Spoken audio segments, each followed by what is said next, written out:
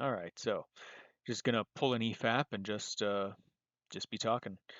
Anyways, would you want to get back to the video? Yeah, sure. Let's see. Hold on. For some reason, you're just not getting picked up by the thing. I don't know why.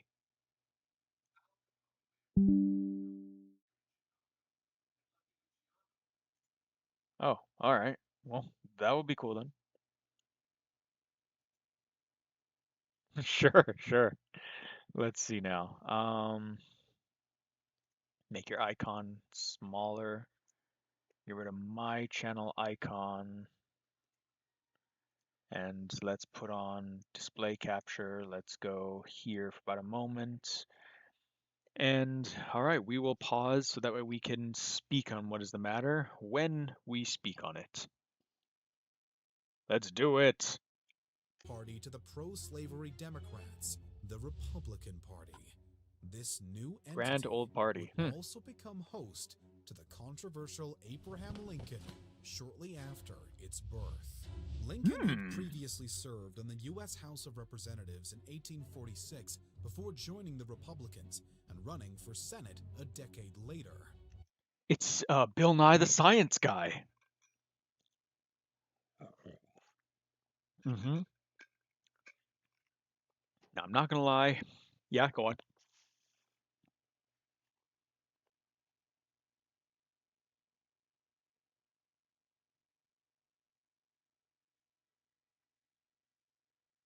Thin cut. Ah, Abraham Lincoln clean cut. Indeed.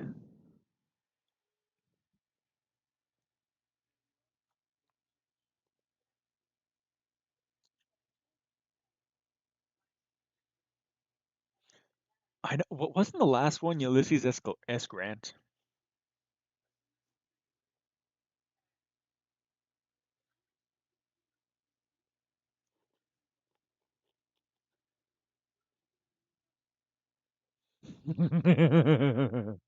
Was he fat?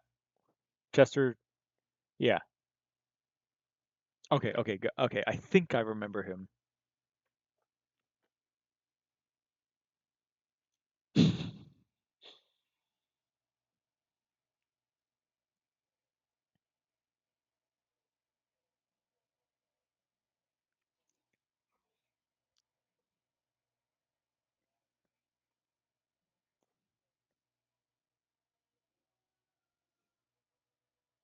What about the Trump Meister?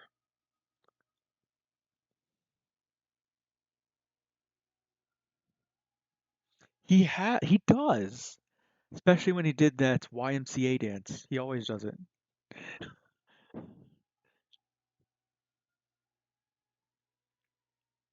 He does. He must be. Yeah, go on.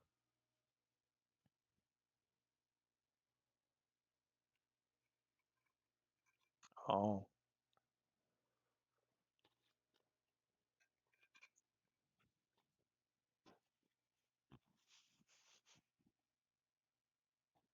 yeah.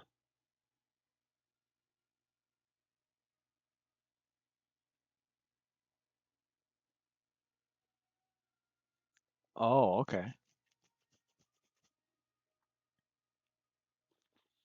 Yeah. You know, here first finish your thought.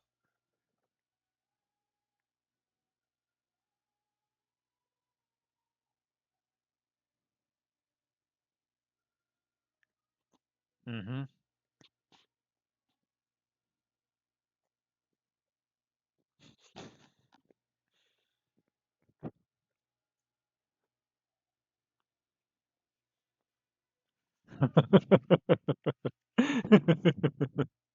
Yeah, yeah.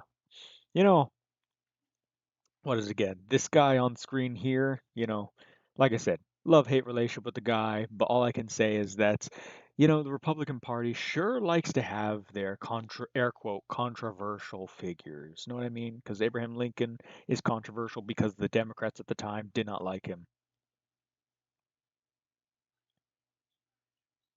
And it always tends to be just the Democrats not liking the Republican. Again, I am of the belief that the parties never changed. Yeah, like people say, oh, the Republicans and Democrats flipped in the 60s. I don't believe that. And second of all, if you do believe that, to people who do, then you must believe that the old racist conservative Democrats were FDR. And yet he did the brand spanking New Deal. Am I right?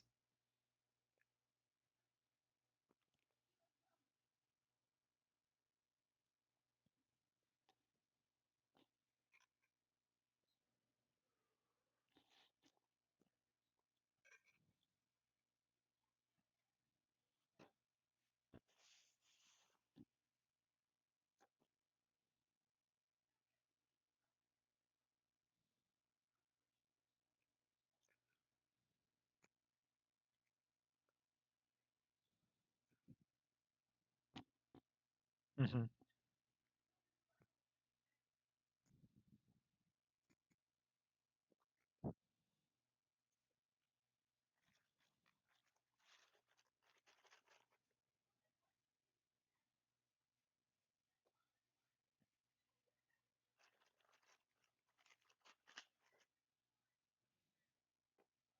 Hmm.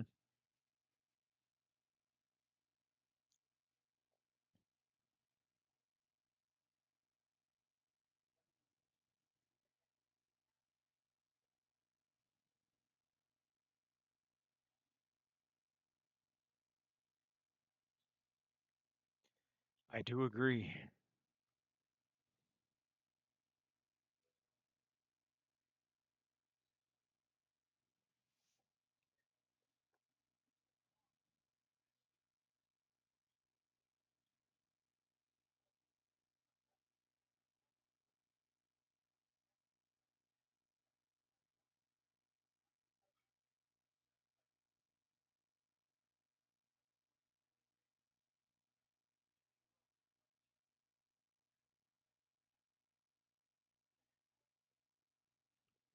Yeah, yeah.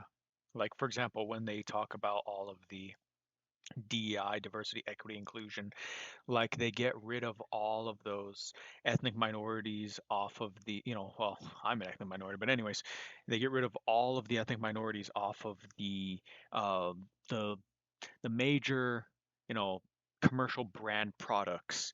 They get rid of Mr. Rockenbottom, or the guy on the popcorn, the black guy on the popcorn. They get rid of him because it's racist. It's like, whoa, hold on, wait a minute. But so you get rid of him. You get rid of the Native American girl on Lando Flakes, and you keep the land. You keep, and then yeah. They get rid of Aunt Jemima, and they get rid of other black and other black, Latino, and red characters, and it's like and then you keep Mr. Clean, you keep Captain Crunch, and all these white figures, and they say, "See, isn't this better?" It's like, well, you just got rid of all the people who are not white.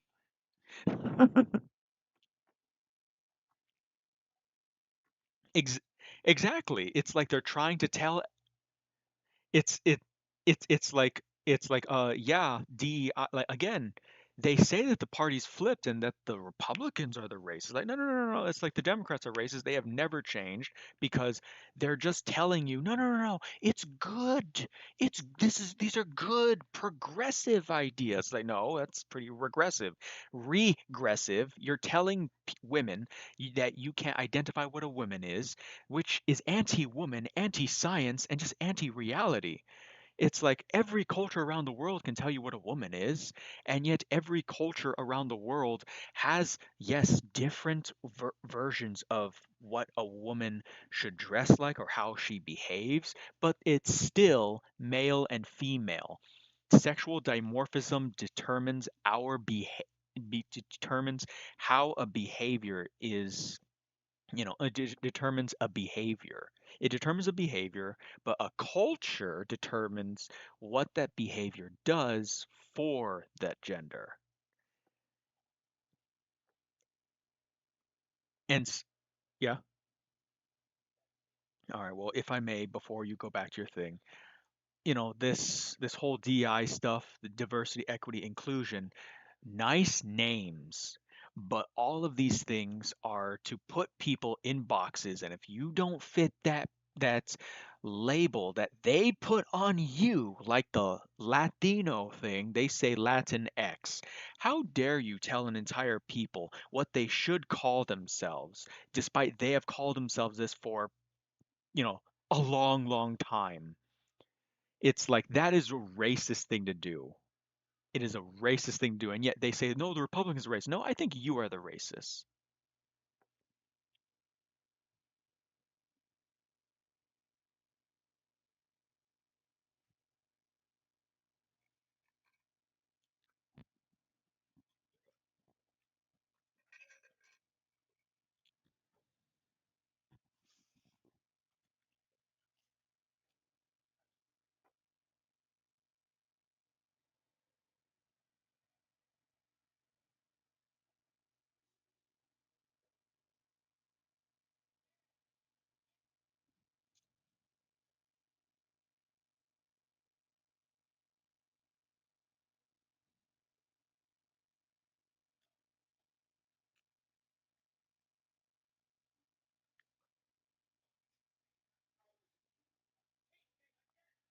Yes.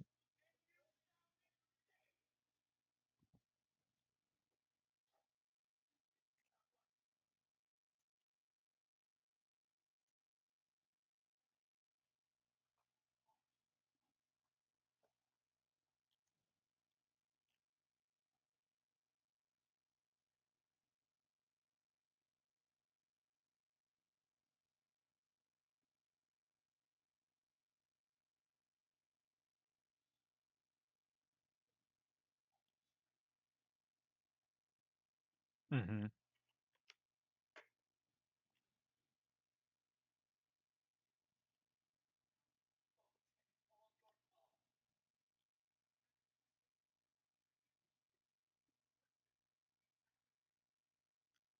Oh yeah, definitely. It's just hold on, let me see. Yeah, yeah, I'm trying to watch on my phone and see if you come up on the audio. I don't think I hear you on the audio. Let's see. Culture around the world can tell you what a woman is or hold how on. She behaves. Let me see. How that behavior. All right, well, if I may, all of these things. Okay, hold on. Latino, you know, I think you are the race. No, yeah, you're not coming up on the thing. I was like, that's odd. So you had your whole thing, and yet the desktop just, my desktop audio just didn't capture it. It's like, what is going on here? Voice in my head. Oh no.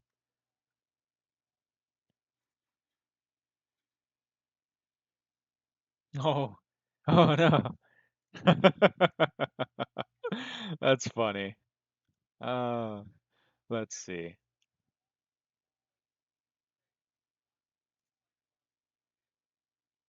Mm, yes. Okay. The 15 seconds version of me just said yes on the phone. I guess so. Let me see. Hold on. Let's see. Audio. Yes, yes.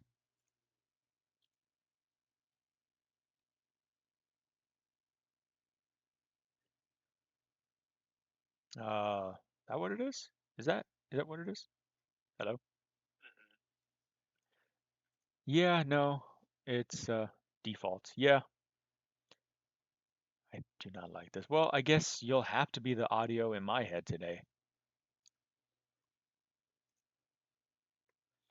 All right. So, what the okay. Old self is old self is just speaking away. I guess I'm but yeah, that'll be something. Yeah. When it comes to this, I'm just like, just as you were saying that what did you say exactly?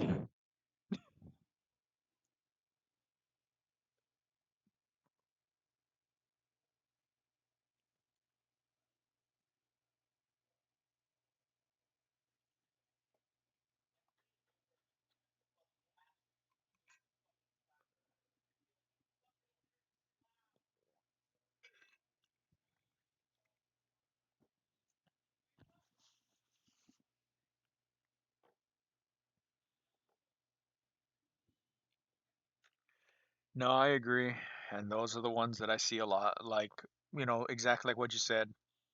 Most of the people doing it, pushing that stuff, happen to be of the rich, white, uh, college educated group of people. And it's like, yeah, I see that. I do see that a lot. There.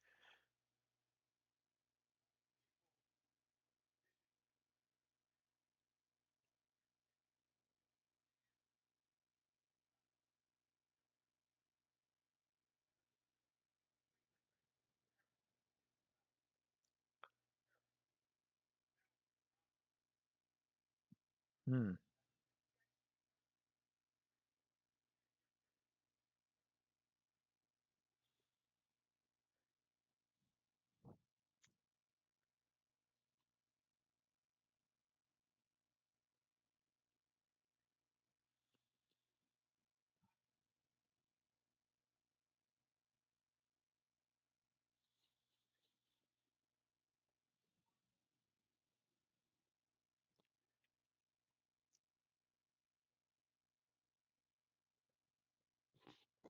Yes, they do.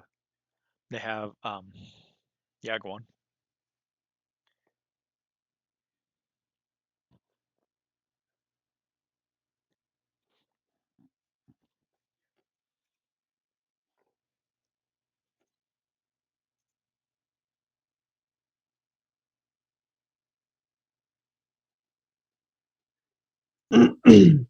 While it's not a guarantee that if you're college educated you're a Democrat, it's it's a high likelihood that you probably are a Democrat.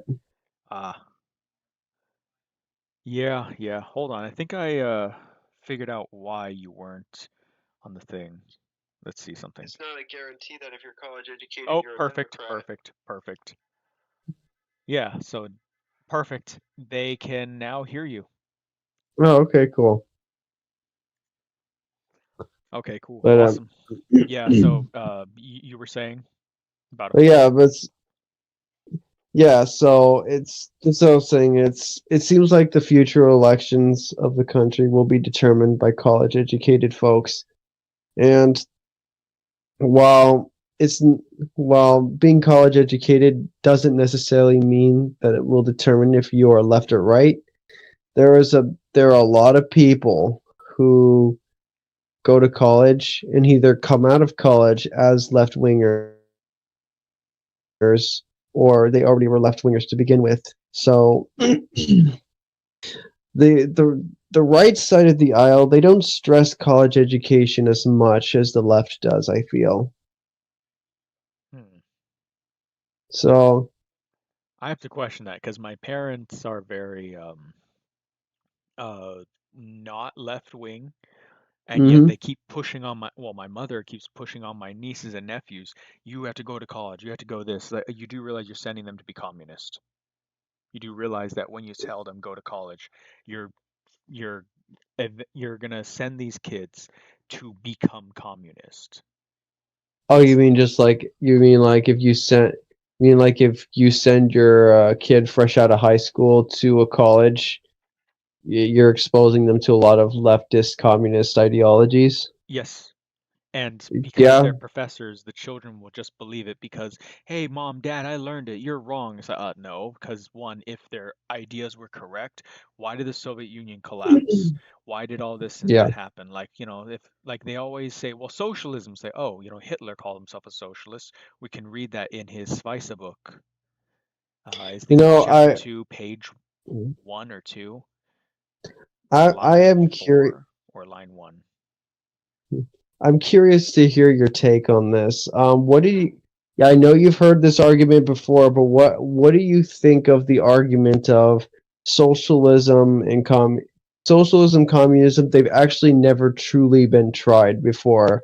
That if communism and socialism were implemented perfectly, that they would be the best form of government and economics. One is a utopian idea, and the other one is an economic system that gives power to the government. Communism is an economic is a is a utopian idea where the state will naturally fall away. That's what Marx was talking about.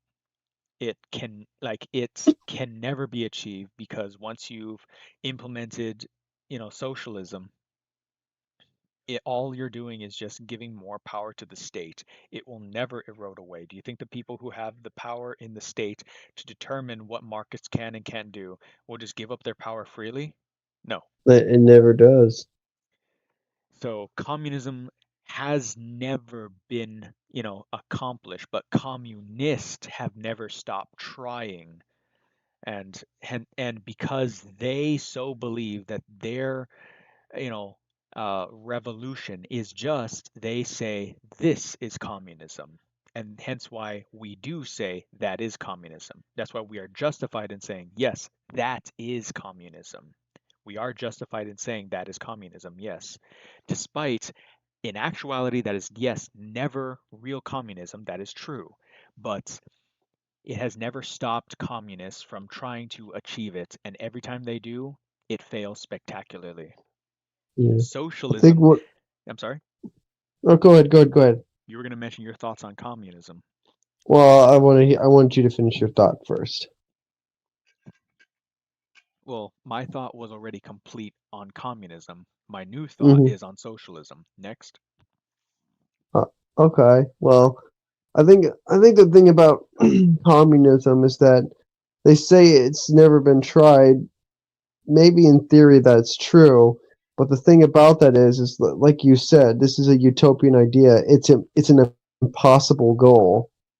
The no one utopia is at least on Earth is impossible.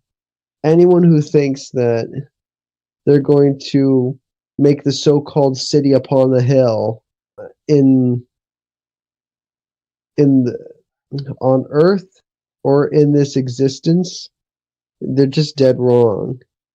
Hmm. If you the best chance they ever had, or the best chance communists have ever had to trying to make their communist utopia was the Soviet Union, and it failed.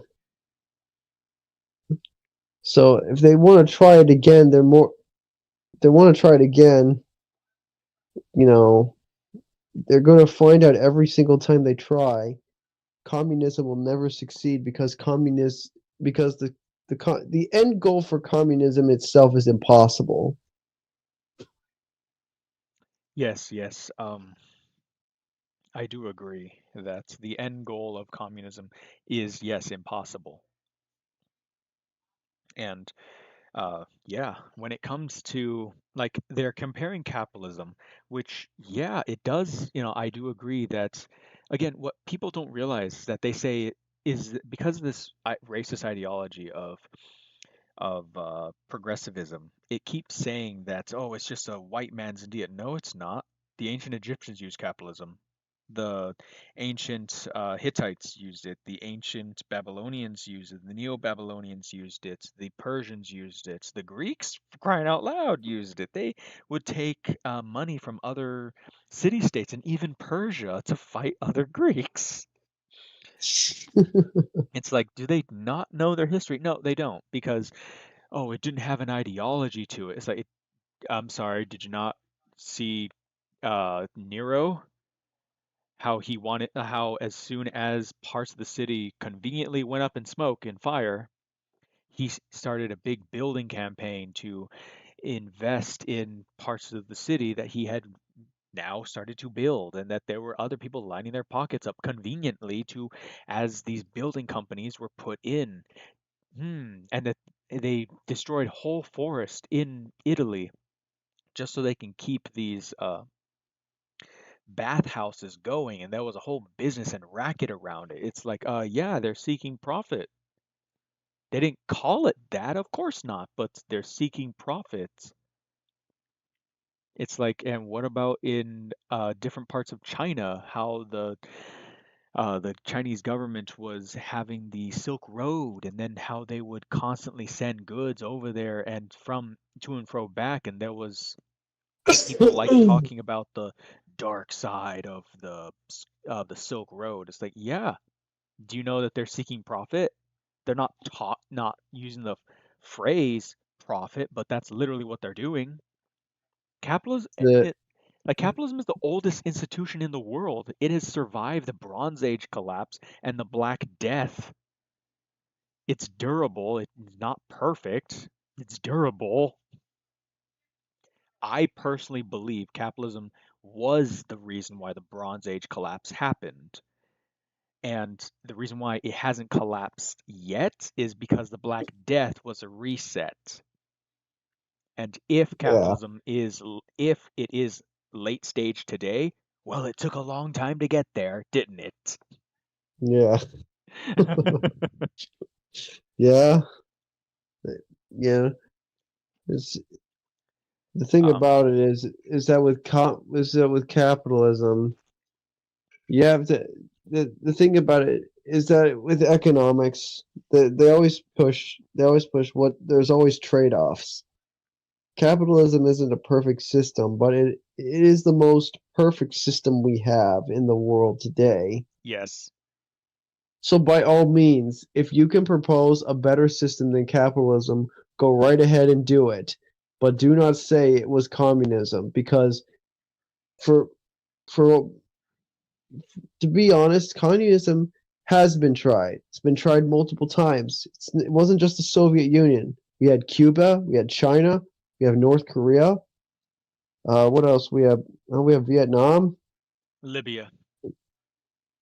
Libya's communist. They were originally fascist. Muammar Gaddafi was a fascist. He was a Ba'athist. Then he changed his party to, I forgot what it was, something Democratic Party, which is a communist party. And he Hmm, stayed that till he died. yeah. Well, and then I think there's also other parts of Asia that are communist too. I think Thailand or Uh, Laos and Cambodia. I Laos, think. Laos, Cambodia, Vietnam. Myanmar is, if anything, it more so resembles a fascist state than a communist state. Thailand is if anything, it's more of a neo-fascist state. If anything, it Hmm, is it is yes an authoritarian state. It does have a monarchy, Thailand, and if anything, it does resemble more of a fascist state, minus the socialism. Because National yeah. Socialism, it is not a national social. It's not really a socialist country. Hmm, It's a monarchy. It's military dictatorship with the monarchy in it.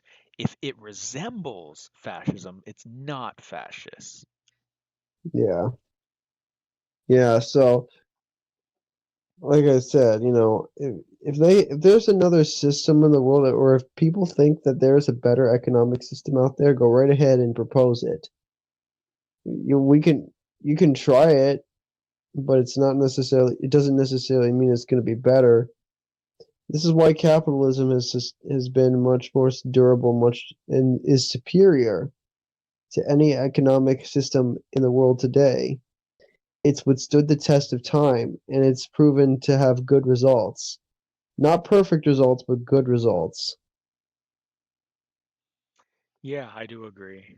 Because for example, yes, you have these people talking bad about CEOs and all this stuff, and the one of the people I work with, he calls himself a libertarian. He defends occasionally he defends big corporations, saying that they pay the most taxes. But I do have to bring in, okay, but there are bad corporations and there are bad CEOs. Like take a good look at Bill Gates. Take a good look at the Pfizer. Take a look at take a look at People. Bernie Madoff. Yes, and then take a good look at Microsoft as a company and the stuff that they're promoting and all that stuff. Take a good look at that. Like there are bad companies, and like Apple, Amazon, Google, these companies don't pay their fair share in taxes. And but guess what? All of these are left-wing companies that promote left-wing causes. So don't be telling me that it's the right who's promoting these things. Again, yes, I may be an old school liberal, but so is RFK Jr. Yeah, And he's promoting yeah, the Orange Man himself. So am I. yeah, and I would even say that to some degree, Donald Trump is not a. I don't think. truthfully Donald Trump is a true conservative in the sense. I think he's a moderate Democrat. If I were to be very honest, Donald Trump's policies reflect, from what I understand, his policies reflect more Bill Clinton. So He was friends with the Clintons for a very long time. yeah, and I would say in some ways Donald Trump is pretty conservative. I mean, I think he's very pro free markets, and I think he's very pro capitalist. I think, but the means in which he wants to go there, definitely not a conservative way. He's more. I would say he's more of an old school Democrat, just like RFK. Yeah, I would say too. The only thing is that that whole thing where RFK and Trump and Tulsi Gabbard go to the right defeats my argument that the parties never flipped, which does mean parties do change and they do flip. So if that's Hey, true, then the Republicans have now become the left-wing party, and the Democrats probably well, they are the racists, and we've established that firmly. They are the racists. yeah, and well, I think I think that there might be a little more to that, and that is, I think that people get stuck on the fact that some of the racist people in the Democrat Party switched over to Republicans near, I think, in the early 20th century.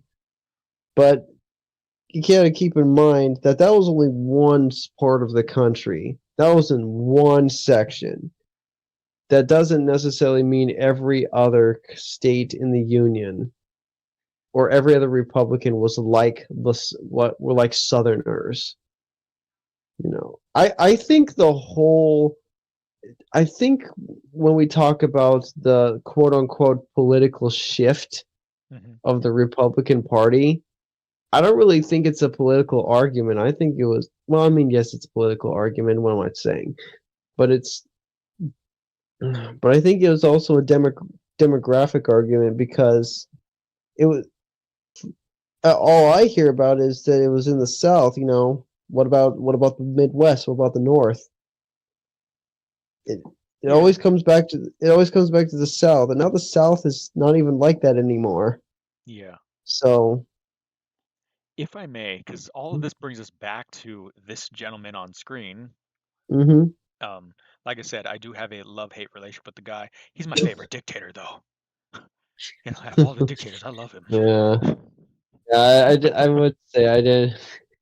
I didn't agree. There were a couple things I didn't agree with Lincoln on, but yeah, for for what for what it's worth, he pretty much was one of the greatest presidents we've ever had. Oh, not in disagreement there, my man. Yeah, He did a for me he did a lot of things that were bad, but he's still pretty good and got the ball rolling in the right yeah, direction. I can't take that away from him at all. yeah. But if I may, my original belief, well, I still kind of believe that the parties never flip. Um, I would say that simply because that the Republicans were born, were born out of anti-slavery doesn't mean that they really believe that black people were equal with white people. They just didn't like slavery. The Republicans themselves put people like, what's his face? I keep forgetting his name. Uh, was it? Sherman, Huh? Sherman, No, no, no. Well, okay, like, but I was saying wrong. Reagan. Ronald Reagan. Okay, Like he himself used to be a Democrat, all that good stuff, but R no, JFK was not a traditional Democrat. He wasn't. He did a lot of things that were okay, no, I'm being thinking highly of him. He did support a lot of things that were traditional Democrat, but again, he did not where he differentiated from them is that he liked black people. yeah, He wasn't really against them so much, and so people view him as the change. It's like, okay, well, yes, some Democrats did become Republican. That is true. But, and how many Republicans became Democrat? One. Yeah. The parties And didn't switch. also another thing is that if the Republican Party really truly made the shift to Democrat to the racists and whatever, you know who would have been the president instead of Richard Nixon, or the person who would have won the Republican primary? It wouldn't have been Richard Nixon. It would have been, oh, what was his name? That the other guy that was campaigning 1968. Hubert Humphrey, Richard Nixon, and who was that last guy? George Wallace. That's right, George Wallace. Why is he ringing a bell? Is he because he's a big racismus? Uh, I, if I remember correctly, George Wallace. So, in excuse me, George Wallace was. But I think Republicans ultimately went with Richard Nixon instead of George Wallace. Let me see, because George Wallace. Yeah, George Wallace. Wasn't he a Republican? Because I think he was. Yeah.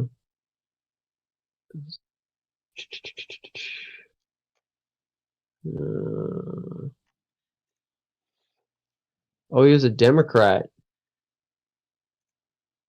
Oh, he was a Democrat? Really? Okay, that's interesting. I thought he was a Republican.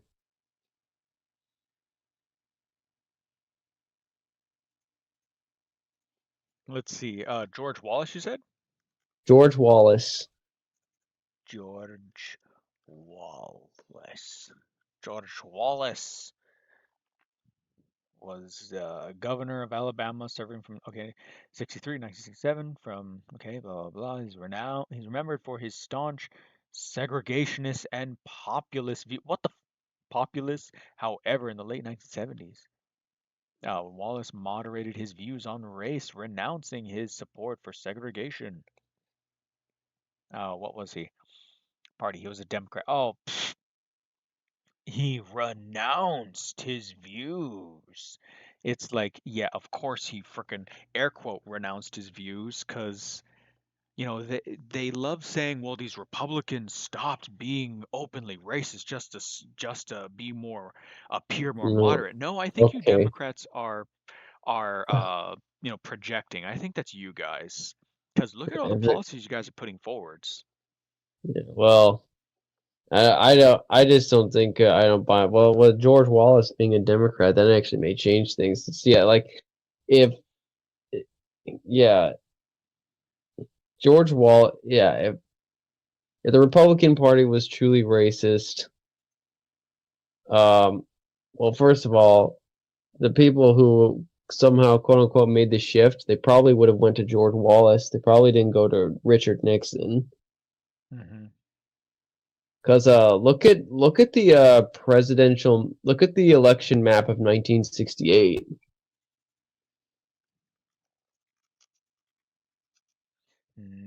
1968.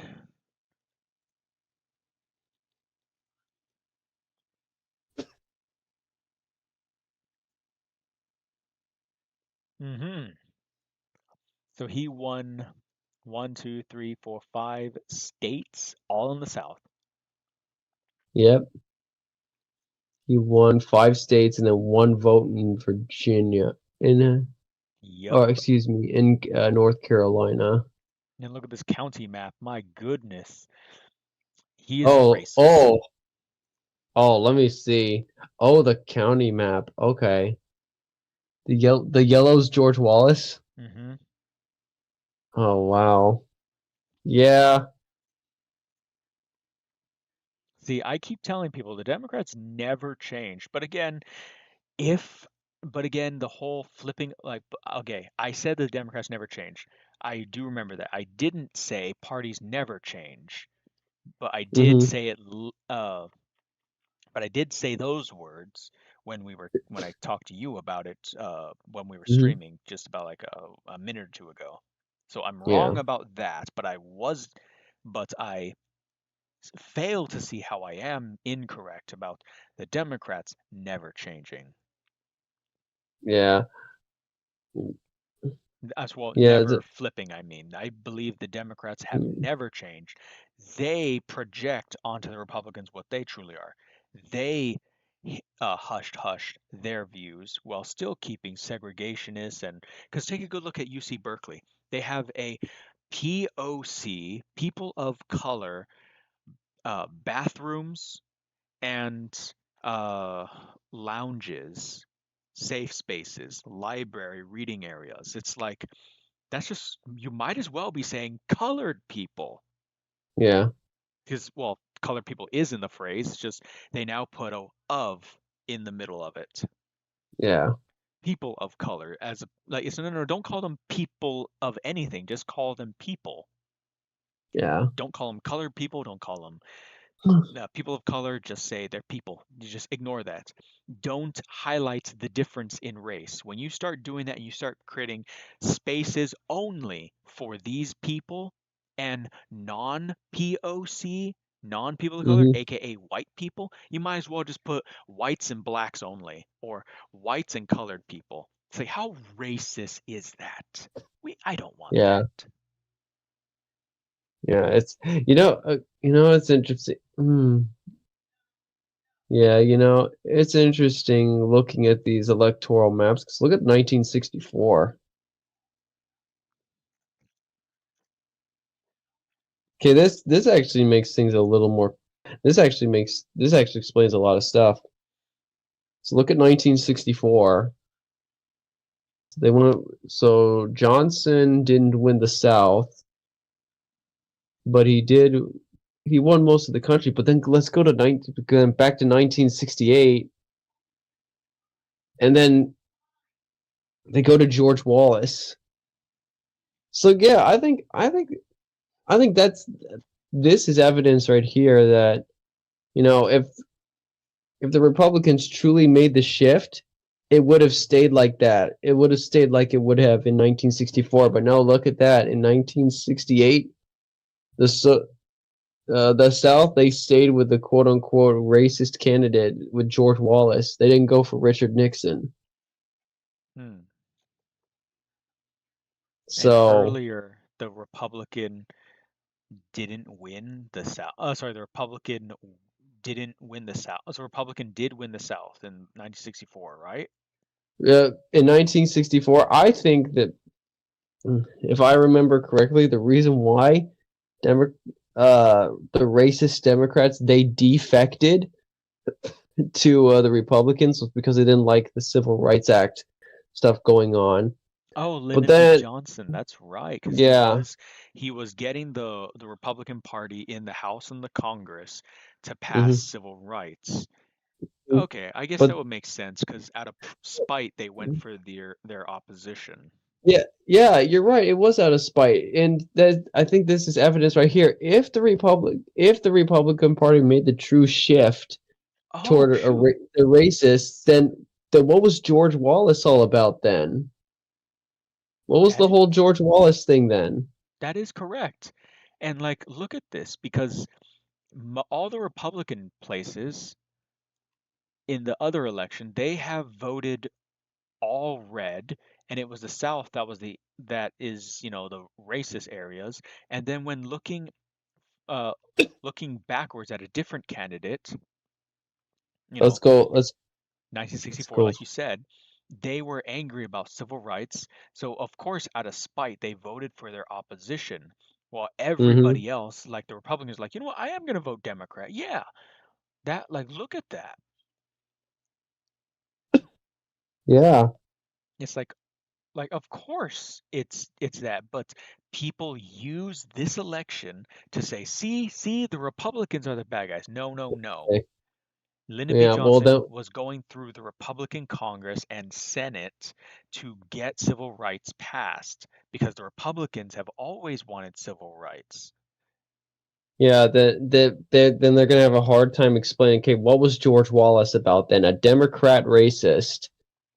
They defected to Barry Goldwater in 1964, but they quickly shifted back to a Democrat a Democrat racist, George Wallace, in 1968. Hmm.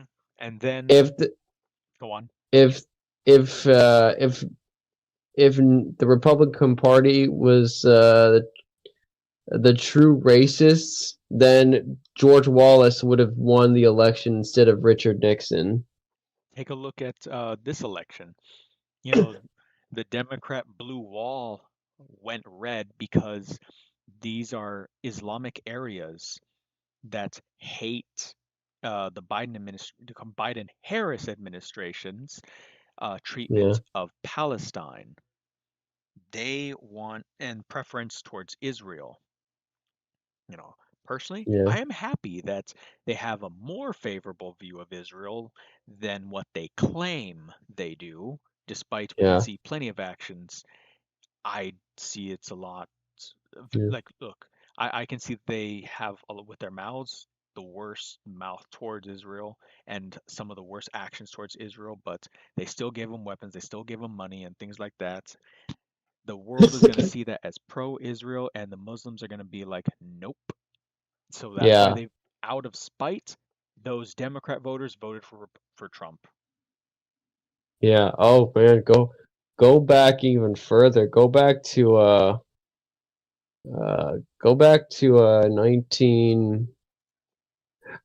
2 years. Go back to 1960, then go back to 1956.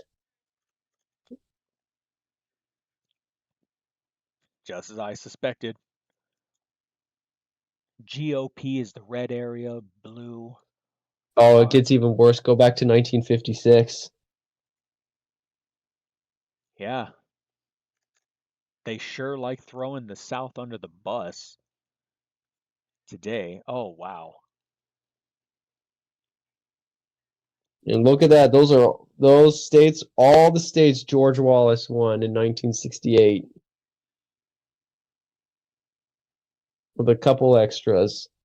You know, I think the reason why these states today in the South are Republican is because when the Democrats claimed, "Oh no, no, no, see, we flipped, we're not race anymore," and they themselves started chastising their old playground. Their old playground was like, "Yeah, you know what? We are the bad guys." Like, "Yeah, okay." The regular everyday people gave up that fight, thus allowing actual change to come in. Yeah, I think I it was one think, of the best things to happen. yeah, I think that I would say probably one of the reasons why the whole racist thing was starting to die out. I think 1968 is probably one of the reasons why. Because take a look at it. Like it could have also what could have also happened. It could have been George Wallace versus Richard Nixon Hmm. instead of Hubert Humphrey.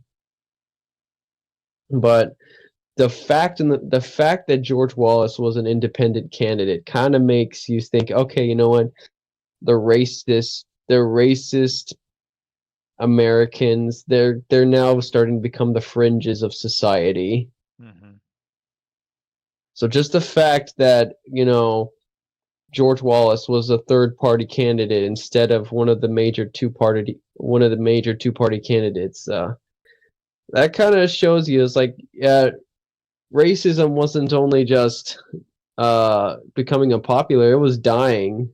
Oh yeah. So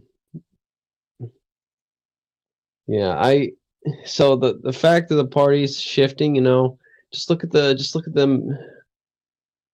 One of the best way to look at it is look at the electoral map, and you'll see that if it really was like that, I would think the electoral map would have looked a lot different. Oh yeah. 1980, okay, 1916, 64. I wonder how far we go back if we went back to 1952, what that looks like. 1952. Oh, about the same. Ow, ow. Yeah, it's pretty much the same. 1952? Yeah, 1952. Let's see something. All right, let's see. Gonna type that up right now. 52. Yeah. Pretty Wait much a the minute. same. Why do they keep doing that? Republican is blue, the Democrats are now red, which I think that is how the colors should be. Yeah, I think the Democrat should be the red one and Republican should be the blue. yeah. I think the older elections they have the Republicans as blue and the Democrats as red, which is I find interesting. They should, because, like, oh, dude, Trump should he should, instead of making red hats, he should have went with blue. Because Yeah, everybody's just gonna see it's all red, red, red. No, no, no, defy that. Even have Fox News put blue.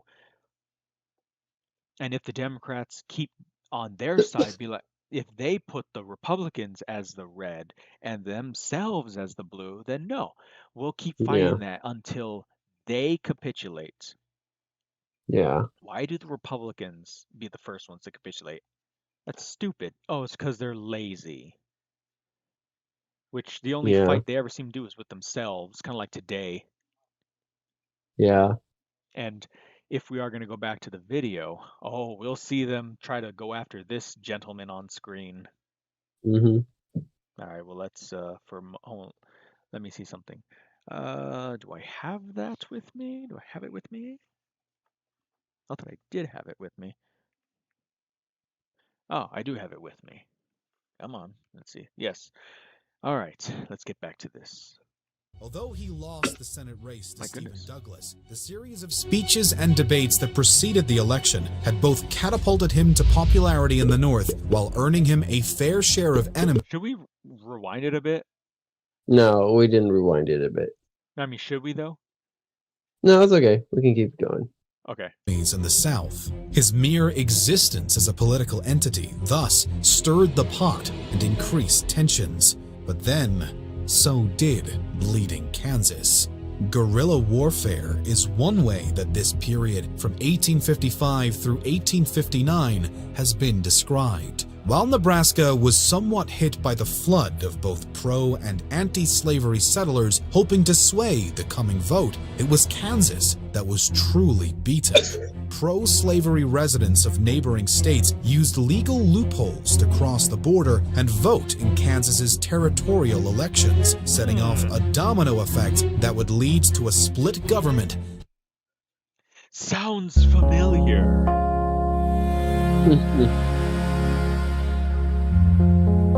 Mark Ruffalo, right after the 2020 election, he's like, hey, look, everybody should move to Georgia. I remember that. And all out He did that, right? I bet he did. violence. Historians estimate that anywhere from 50 to 200 Americans died as a consequence in the 4-year span, something akin to pouring a couple of gallons of gasoline on the growing fire, burning towards civil war. Charles Sumner's congressional speech about Kansas would further heighten the situation. A Republican Northerner, Sumner had actually memorized every last word in his impassioned speech titled "The Crime Against Kansas," in which he lambasted the entire institution of slavery and even took direct jabs at pro-slavery senators. This instance serves as a clear example of the current level of tensions in the Union and Congress, as South Carolina Representatives Preston Brooks and Lawrence Keitt reacted to the damning speech by physically assaulting Charles Sumner with a cane, beating him so severely that he would need 3 full years of leave to recover. And this was only a year before one of the most controversial and anger-fueling incidents of the entire lead-up to the Civil War. It was the Dred Scott case that soon put the move toward all-out military conflict between the North and South into hyperdrive. The case revolved around a slave since birth by the name of Dred Scott. After the death of his original owner in 1832, Scott had been purchased by a man named John Emerson, and upon his death, Scott and his family would then be transferred to the ownership of Emerson's wife, Irene. Previously, Scott and his family had been brought along for travels across multiple free states and territories, although at no point had they attempted to run or sue for their freedom. Instead, once Irene took ownership, Scott attempted to buy their freedom off her. Irene was obstinate and insisted on keeping her slaves around, which led Dred and his wife Harriet to, finally, go the route of a lawsuit. They each filed on the basis of 2 Missouri statutes, as they were currently living with Irene in St. Louis. One stated that any slave taken to a free state would thus be free and could not be returned to enslavement even if they left the free state, while the other allowed for anyone to file a suit for wrongful enslavement. The Scott couple was given logistical support from abolitionists, fellow churchgoers, and ironically, the family of their previous owner. This allowed them to actually take their case to court, which was first shot down in 1847 on a technicality, but was given the option of a retrial. The next trial would come in January of 1850, and this time, the Scotts actually won their freedom. Irene, however, quickly appealed the decision to the Missouri Supreme Court. 2 years later, the court sided once more with Irene, thus re-enslaving the Scott family. Unwilling to give up now, Scott filed a federal lawsuit with the United States Circuit Court for the District of Missouri the following year. Before the case could be decided upon again, Irene would transfer the Scotts over to her brother, John Sanford, hence the name of the new case, Dred Scott versus Sanford. In the spring of 1854, the federal court ruled in favor of Sanford, thus prompting Scott to appeal yet again, now to the United States Supreme Court. This final trial would start on February 11, 1856, with a growing list of abolitionist and even politician supporters in favor of the Scotts. Nevertheless, less than a month later, a decision was made, and once more, Dred Scott had lost. And not only this, but the judge most notably credited for the final ruling asserted that no African American even had the right to sue for anything in the federal court because they lacked the ability to be United States citizens. While the Scotts would already have their freedom by now thanks to Irene's new abolitionist husband and the help of their old owner's family, the case itself was the final straw for many abolitionists. John Brown had now gone down in history as one of America's most infamous abolitionists. Terrible dog. You still there? Yeah, I'm here. Poor dog. And on October 16, 1859, he would prove exactly why. He warned an army watchman as he and a group of fellow abolitionists launched what would be an ambitious but ultimately failed raid on Harper's Ferry. After taking several hostages from the town and capturing the U.S. Armory and Arsenal, the raiders would be stalled by a local militia as General Robert E. Lee made his way into the town to wrap things up. Brown and his men had aimed to spark a local slave rebellion, but instead, many of the raiders were killed once Lee and his Marines arrived, with Brown himself being captured and later hanged for his acts of treason against the state of Virginia. John Brown had failed, and he had died, but his animosity for the South was shared by far too many for the tide to be turned by this point. With the election of anti-slavery Northerner Abraham Lincoln in 1860 to the presidency, enough was enough. Immediately after the future emancipator was elected to office, the South Carolina General Assembly called for a convention to consider secession. Much to the pleasure of the locals, South Carolina thus voted unanimously to leave the United States of America. Days later, they issued a document justifying their decision to secede and making one dramatically important point in the process. a geographical line has been drawn across the Union. Hmm. And it truly had. 10 more southern states would follow suit and join the newly founded Confederate States of America, led by their chosen president, Jefferson Davis. The Union president, Abraham Lincoln, refused to recognize the Confederacy as legitimate, insisting that he wished to take no one's slaves and simply wanted to keep the Union together. This meant nil to the Southerners, who were rapidly attempting to create a unified nation out of a handful of states who had all made a big fuss about state autonomy. And not just that, but the South was at a major disadvantage for the impending war. Precise numbers are Hmm. debated, Do, but it can do be you mind if I estimated pause? that at the time of Yeah, the go ahead. mass Okay. I don't know how that'll do for copyright because I wasn't talking for a whole lot. However, when it comes to what's his face? John Brown. What's his face? Go. Mm-hmm. Comes to John Brown. Um, I do not believe what he did was a great thing and all, but I do understand why he did it, you know. I think John Brown was I think John Brown did the wrong approach or had the wrong approach to a good idea. It, hmm. I personally He just do not think violence is the answer, yeah, but well, excuse me. I don't think he should have invaded a military base and stole weapons. I think just to make a point, I don't think he should have done that. I yeah. think he if he would if he yeah, if he really if he really wanted it or if he really wanted to make progress, he would have focused on trying to persuade people than trying to fight it out because John Brown, I think he exacerbated the problem. I think so too. However, I think here's a very bad thing for me to say. Maybe, just maybe, violence in like is an answer. People need to fight it out of their system just to get it out. So Oh, sometimes, maybe.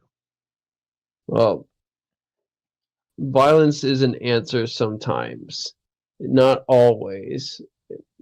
The thing, if you need to go to war to defend your country, not because you were the aggressor, but that you were being attacked, yes. In that case, violence would be the answer. Hmm. The thing that John Brown did was not only not the answer, it made things worse. So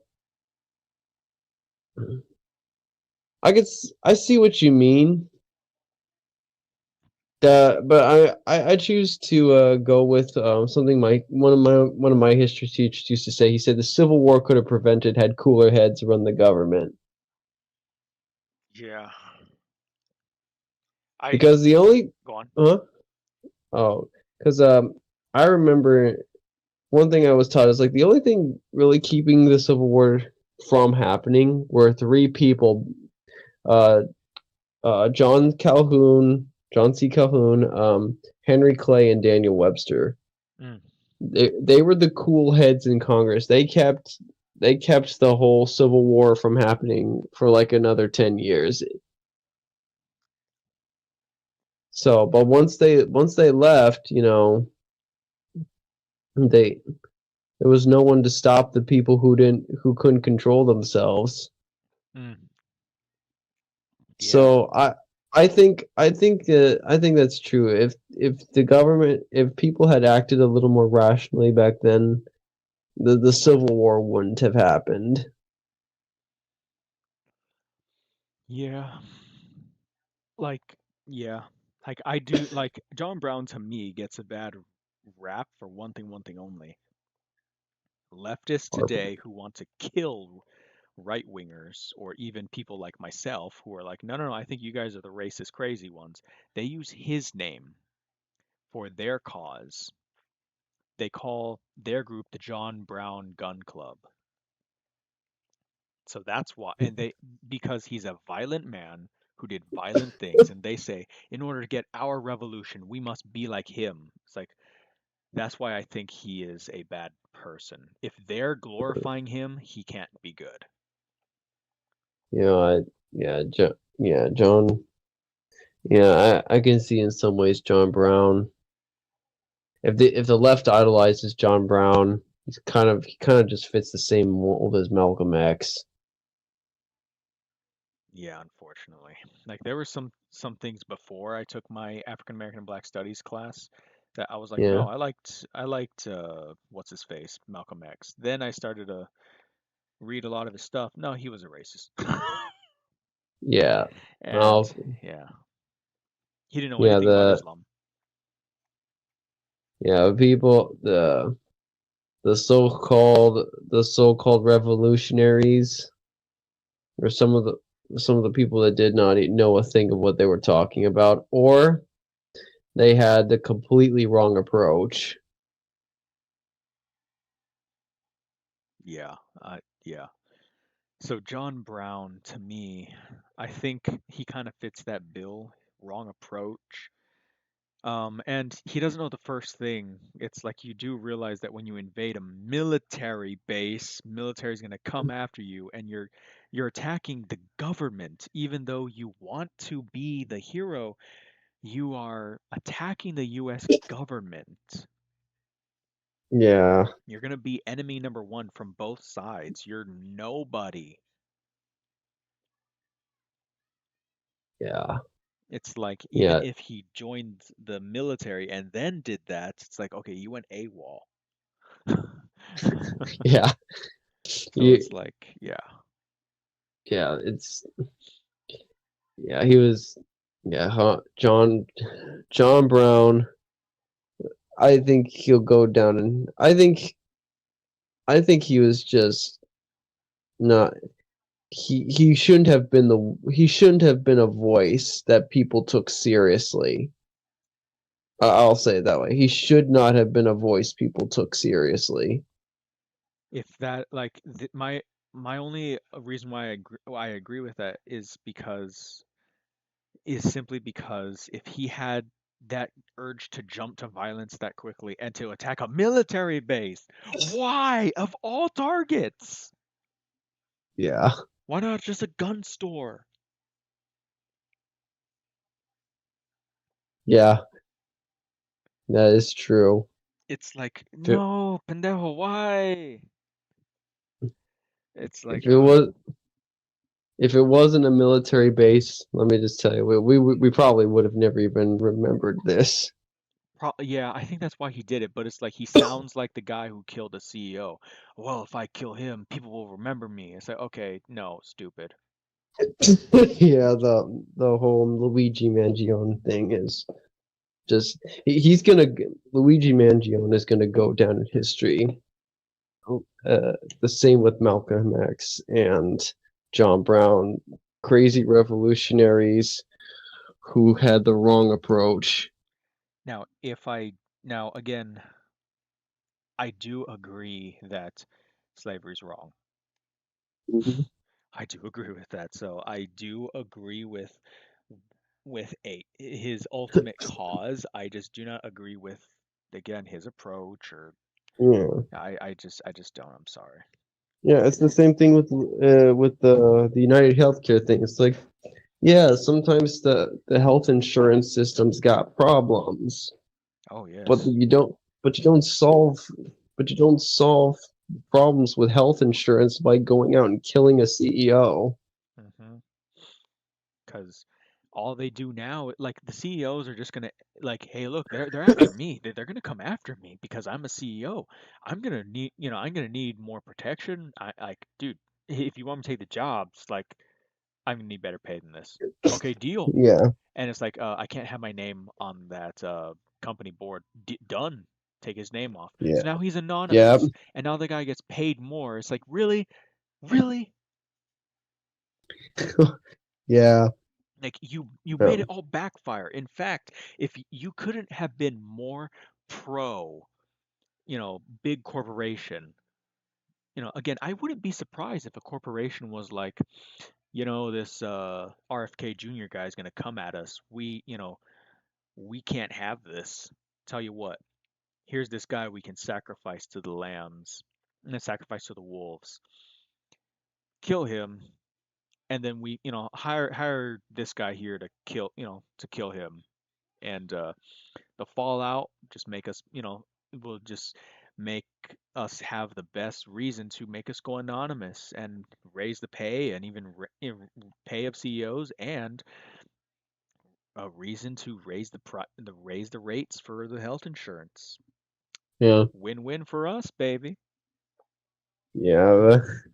It's so interesting. If the left really did care, they would have just realized that Luigi Mangione just made their whole argument get it, or just made their whole fight even harder. Yeah, because now the guy is a martyr. Because it's like, oh, you killed a dad. It's like, okay, yeah, you did kill a dad. Yeah, he may not have been a best guy, no, but you killed a father. You killed, like, again, you killed somebody who is now having sympathy. Now, Yeah, John Brown got killed by the military, so, they're not like, and so the military is gonna, so he kind of became a martyr. And it's kind yeah, of, it's not one for one because, I agree that slavery is bad. So, look, if I was back then, I would be like, what he did is stupid. But he's right, slavery is evil. yeah. That I can agree with. So that's why, like, that's why I guess from both of us, well, more so you than I, that we're having less condemnation of the guy, despite, look, I agree with him, slavery is evil, but I just, again, I look at it through a modern lens that if the Mhm.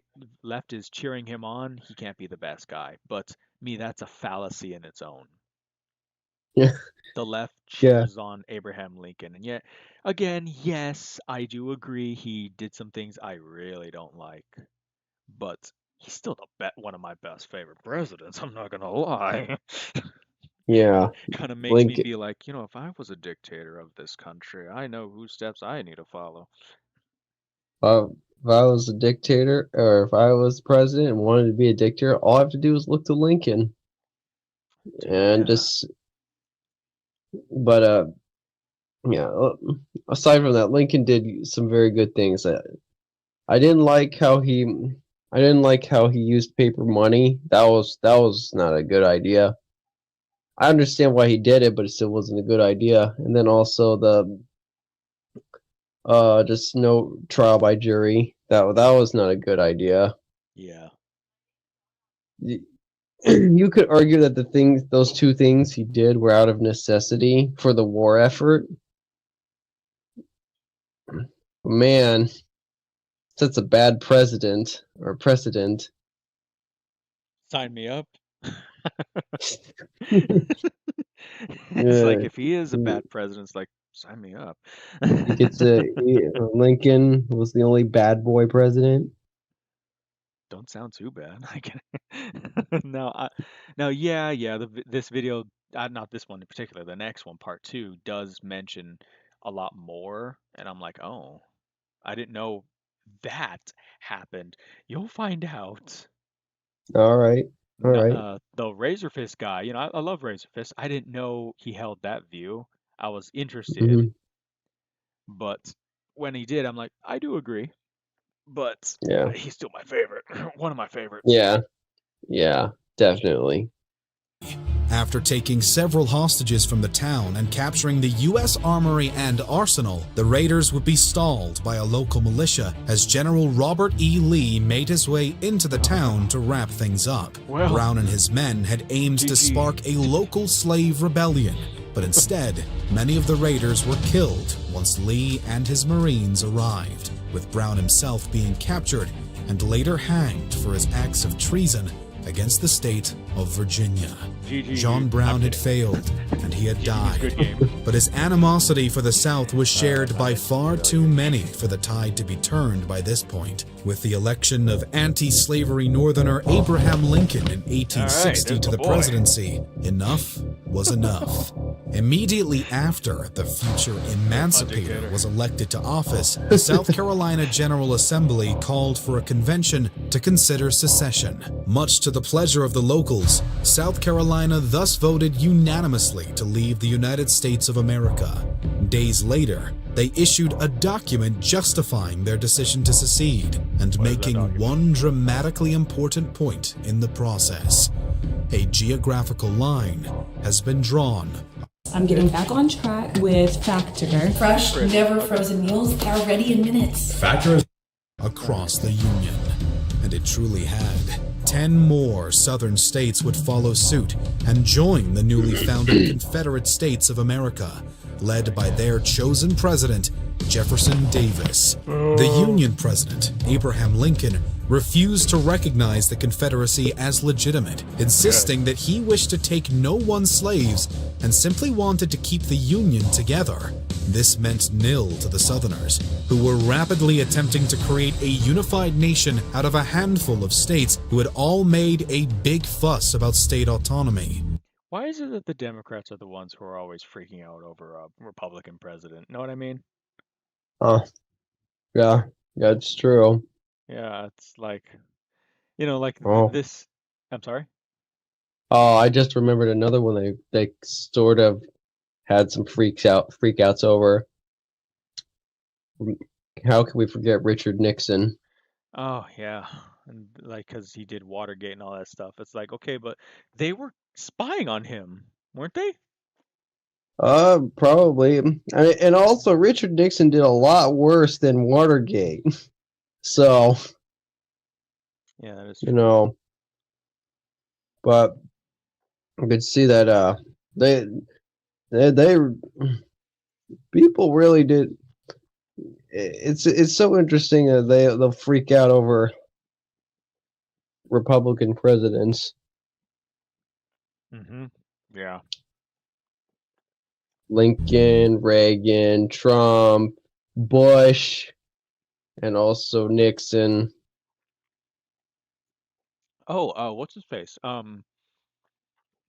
Eisenhower. Eisenhower? Did they freak out over him? They called him Nazi. Oh, they did? Mm-hmm.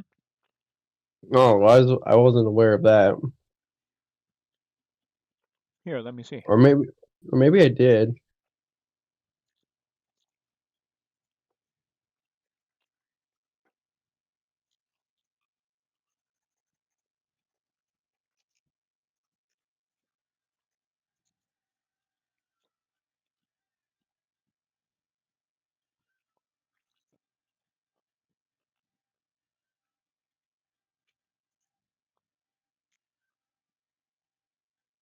Yeah, Eisenhower, yeah.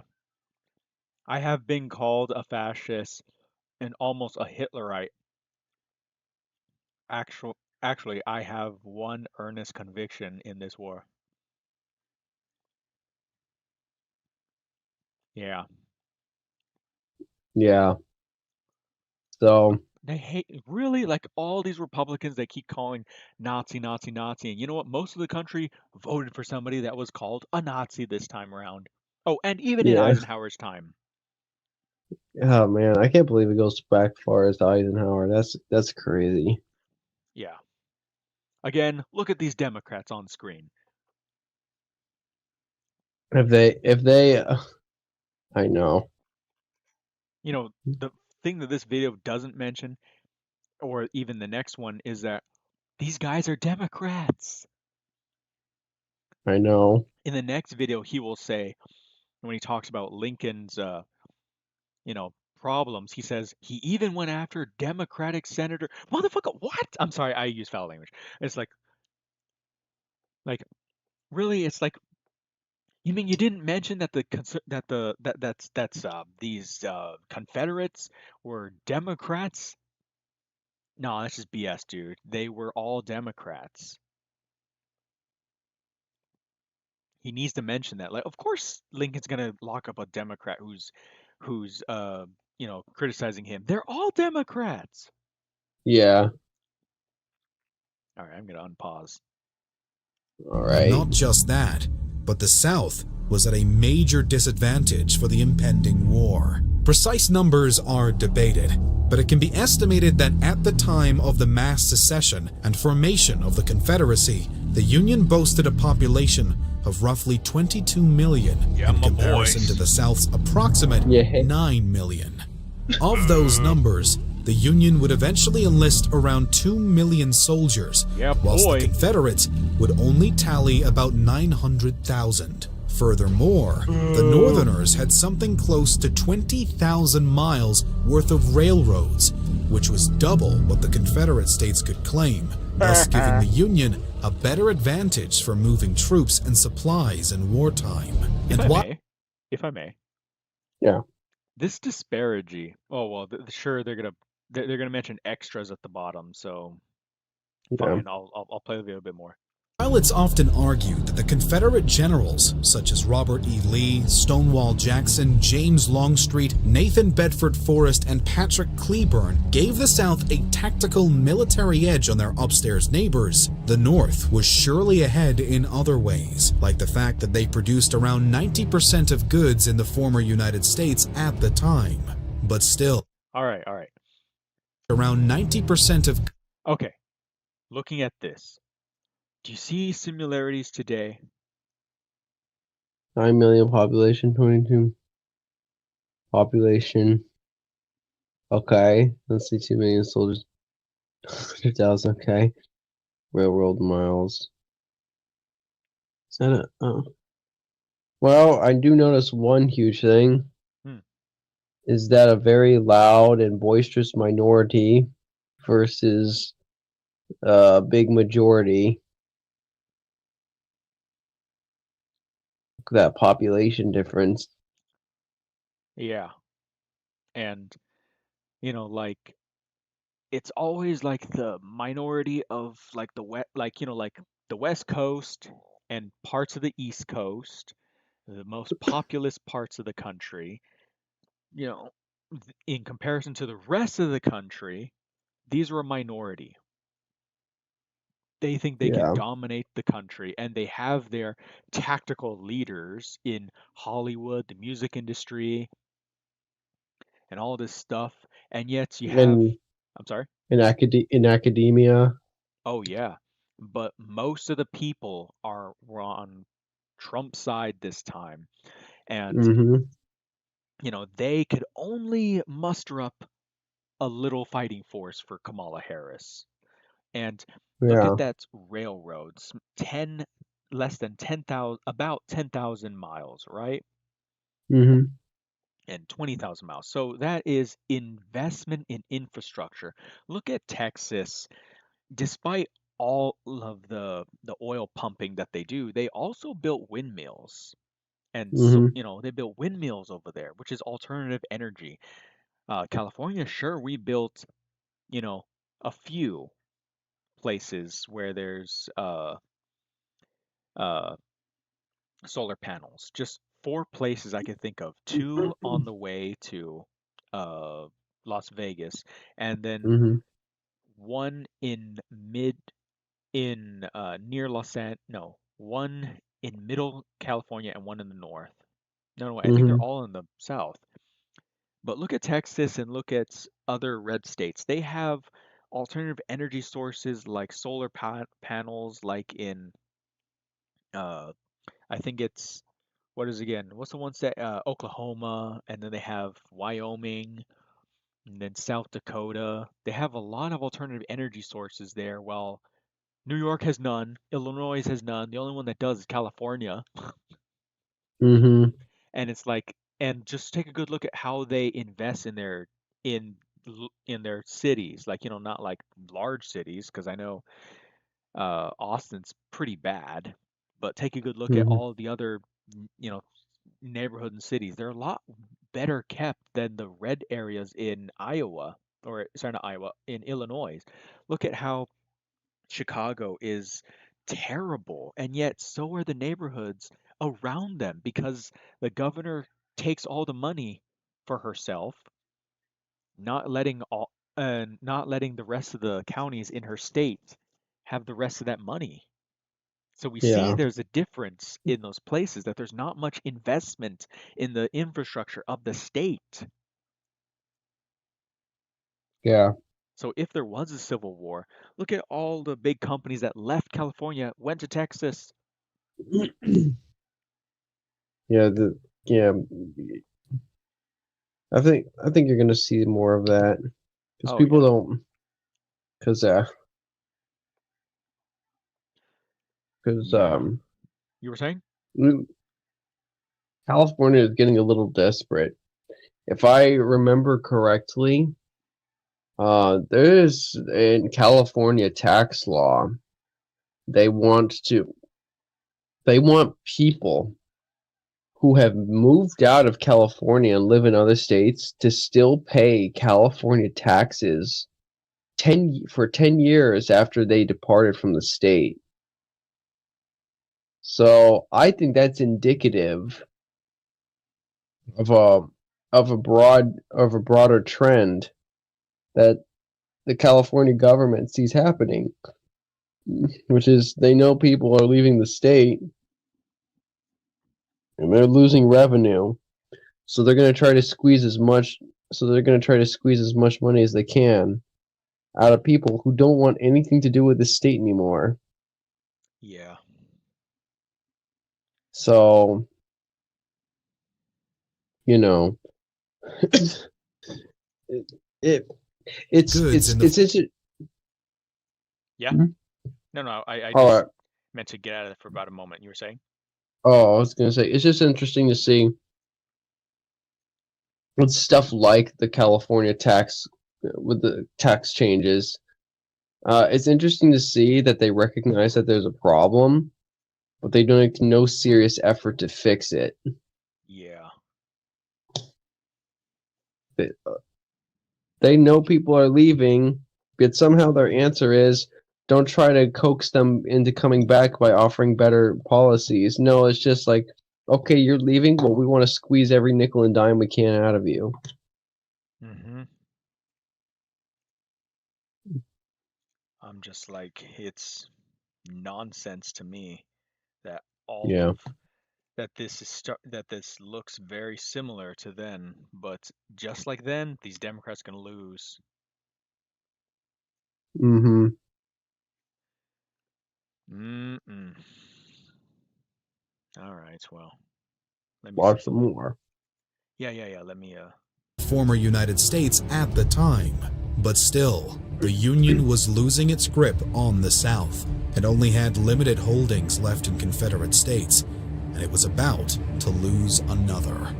Fort Sumter was the last Union Oh. stronghold in South Carolina, and strong is being generous.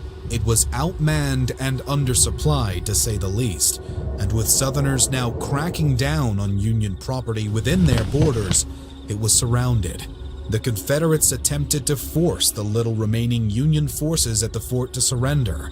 The latter refused, and the Confederates opened fire. boy. The Civil War had begun. Of course they would.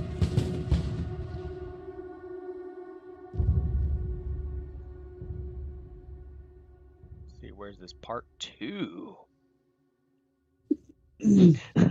Hello, Want to see the I'm part two? Patrick Stewart. Mm-hmm. Sorry, Patrick. Why don't you go do another hedonist movie series? Diplomacy. Television series, I mean. Yeah. He did a TV series where they said, like, the only way to deal with sin is to heed to it. I'm like, what? What? Yeah, he did a TV show where it's like a washed up actor, and one of the actor's lines in the trailer was, "The only way to deal with sin is to heed to it." Like, okay. Okay then. Yeah, I'm like, did he choose to do this role? Okay, I guess he did. Gives you a bit of insight about the man. Yeah. Has failed. The sword must now preserve our independence. Fort Sumter failed. mind if I go restroom? Mm-hmm. All right. Do you mind if I play it for you? Yeah, go. Yeah, go ahead. Keep playing it. Sure. I'll be back. To be evacuated by the Confederate deadline. Oh, uh, so that there's no copyright, do you mind talking at certain parts of the video while I'm gone? Yeah, sure thing. Awesome. I'll be back. 6,000 Southerners now had Charleston Harbor surrounded. Cannon and mortar stared down the fort. At 4:30 a.m. on April 12, 1861, What's funny about that is Johnson set off the cannons. I don't think they ever reached sending the explosive the into the shore early to where they morning were shooting skies at. above Fort Sumter. The detonation lighting up the blue and telling all those around one thing: the Civil War had begun. As the men of Fort Sumter scurried to prepare, local citizens clambered to rooftops in hopes of watching the monumental battle occur. One by one, the Confederates began firing upon the Union-held fort until every available cannon and mortar across the harbor was bombarding Sumter. The scarcely staffed Union garrison fired back as best they could with the little manpower and cartridges they had. Oh wait, it Not was much just one could be area done. that they couldn't The fire back at. Confederates were unrelenting. Yeah, The that's attack right. would continue into the following day, at one point setting the roof of the fort ablaze. But alas, its defenders refused to come out still. So impressed by the stubborn valor of their foes, the Confederates even began to cheer for each shot fired from the fort. But this was far from enough to stop the South. In fact, the Confederates were becoming increasingly more aggressive. In the early afternoon of April 13th, the flagpole holding up the Union flag of Fort Sumter was hit and broken. This moment of foreshadowing was followed by a chaotic period of diplomatic negotiations, which would finally find success. It was agreed that the Union troops would, after all, evacuate. Firing a salute to their makeshift tattered flag, they were off, and the Confederates had won the first battle of the Civil War. As a result of the Battle of Fort Sumter and the undeniable start of what would be a long and gruesome bloody domestic war, President of the Union, Abraham Lincoln, put out a call on April 15th for 75,000 militia volunteers to stop what he referred to as an illegitimate rebellion. This act would trigger the remaining Confederate states to officially leave the Union, and Lincoln would double down by calling for an additional 40,000 men to serve for a 3-year span. Jefferson Davis, leader of the Confederate States, countered with a call for an additional 100,000 militiamen of his own, proposing a 12-month service. At this point in time, neither side wanted the war to last long.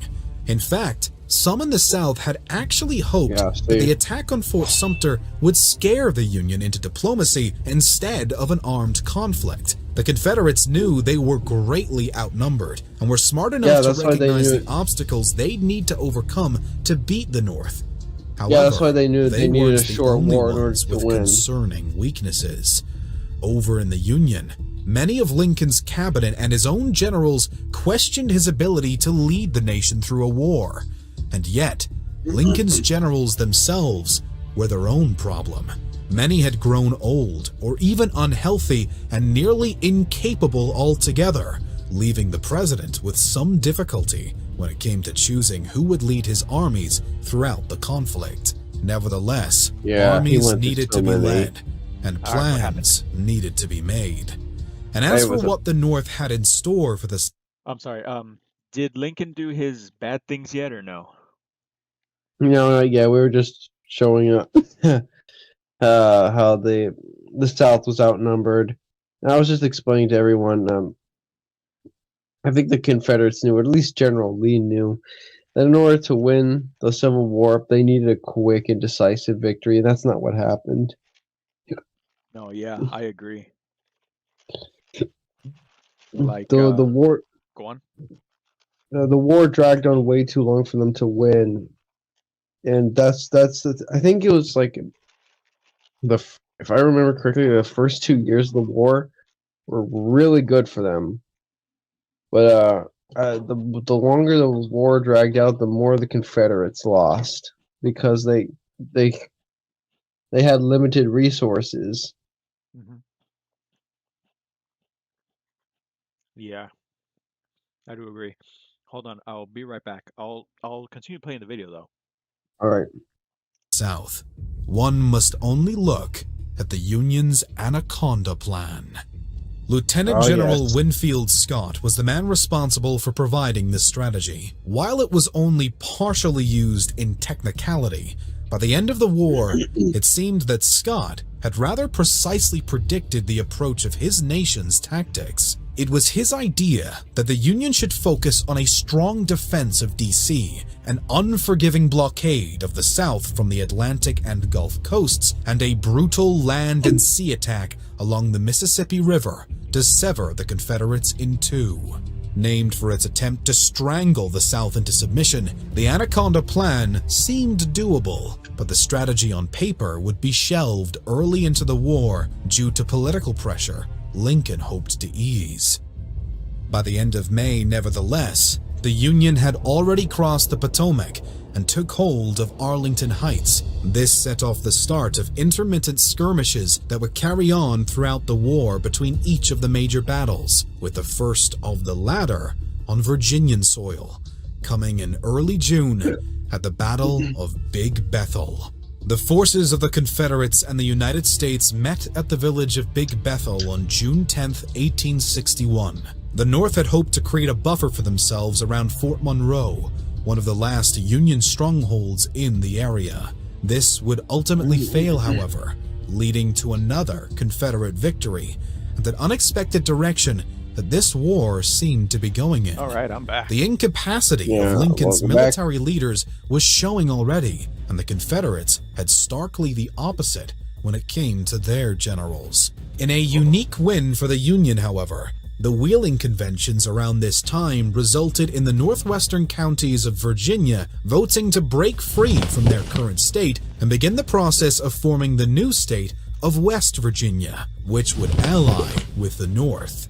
With momentums in their sails now, the Union decided it was time to begin the main objective: take Richmond and end the war once and for all.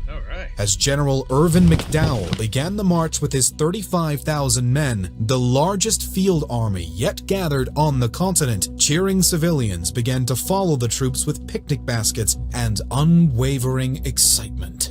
They, the Northerners, believed that their men were marching into an assured victory that would collapse the Confederacy and rebuild their nation. What happened instead was the Battle of Bull Run. McDowell's troops were made up almost entirely of men who had responded to the call to arms by President Lincoln following the assault on Fort Sumter, meaning that they lacked experience or even understanding of what they were about to face. Nevertheless, McDowell was leading them to seize a crucial railroad junction at Manassas, just near the Bull Run stream that stood in their way. It was here that the Confederate forces sat waiting to defend, however. If you want to learn how to edit really well from professional Hollywood editors, we're going to show you the stuff that nobody else is teaching. Which all played into McDowell's plan.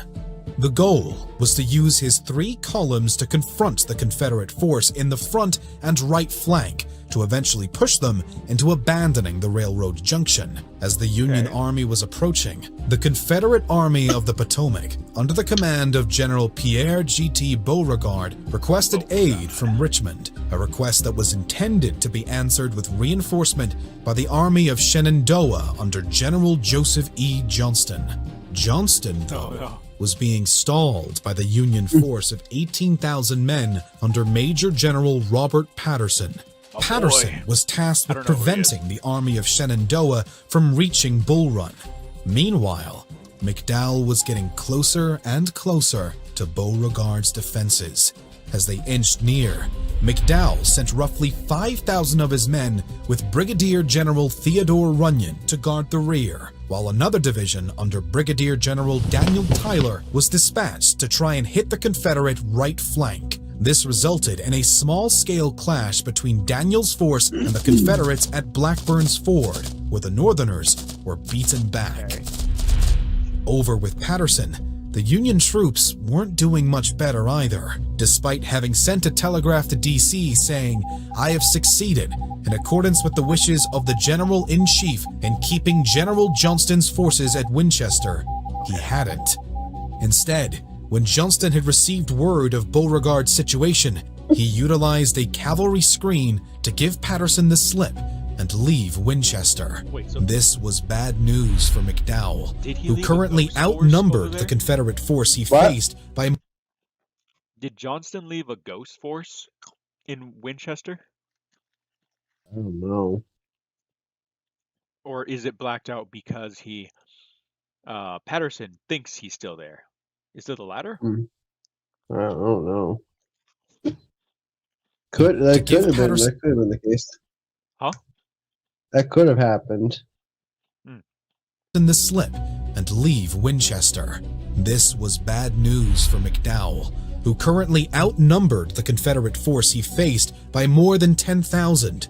If Johnston could make it to Bull Run before the battle was over, which the Union generals soon heard was quite the possibility in spite of Patterson's confidence otherwise, this would change drastically. Unfortunately hold on a for second. McDowell, Yeah.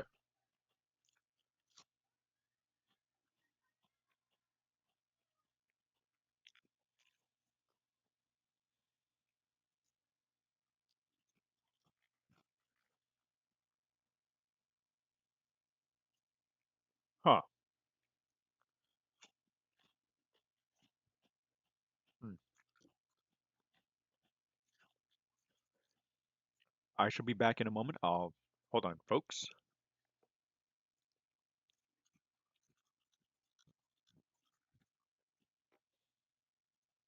Let's put intermission right here. Hold on.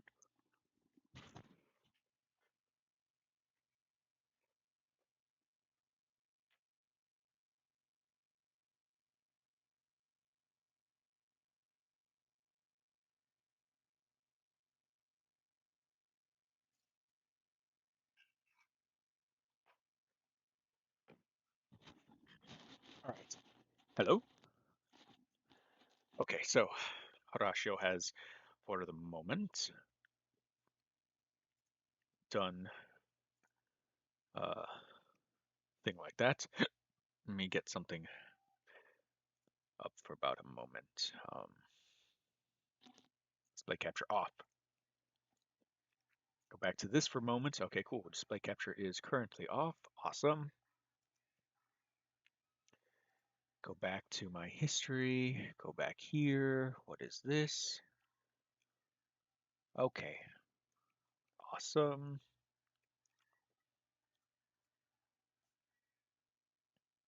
And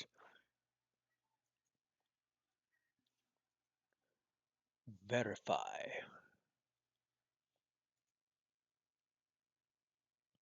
Perfect. Let's see.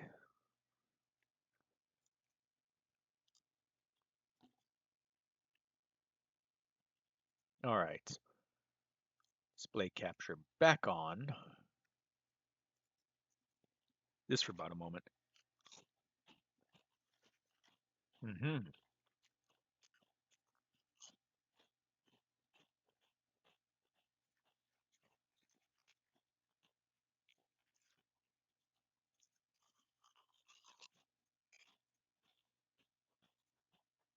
Okay.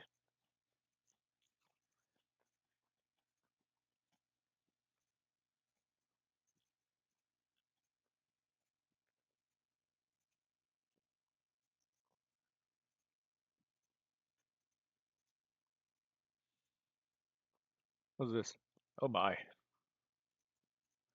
2 days left. All right, fine.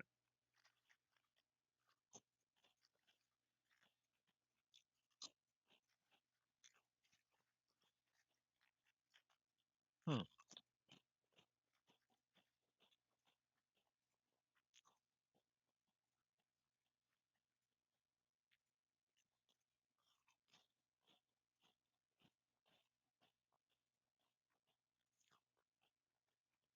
What is this?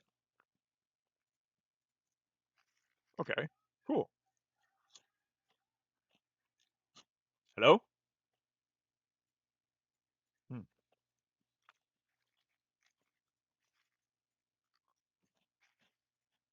Let's see.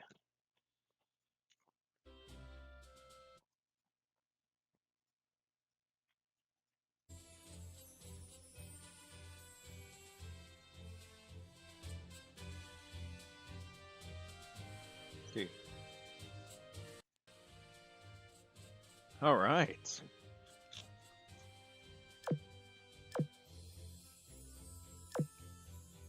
Gonna have Lappy too.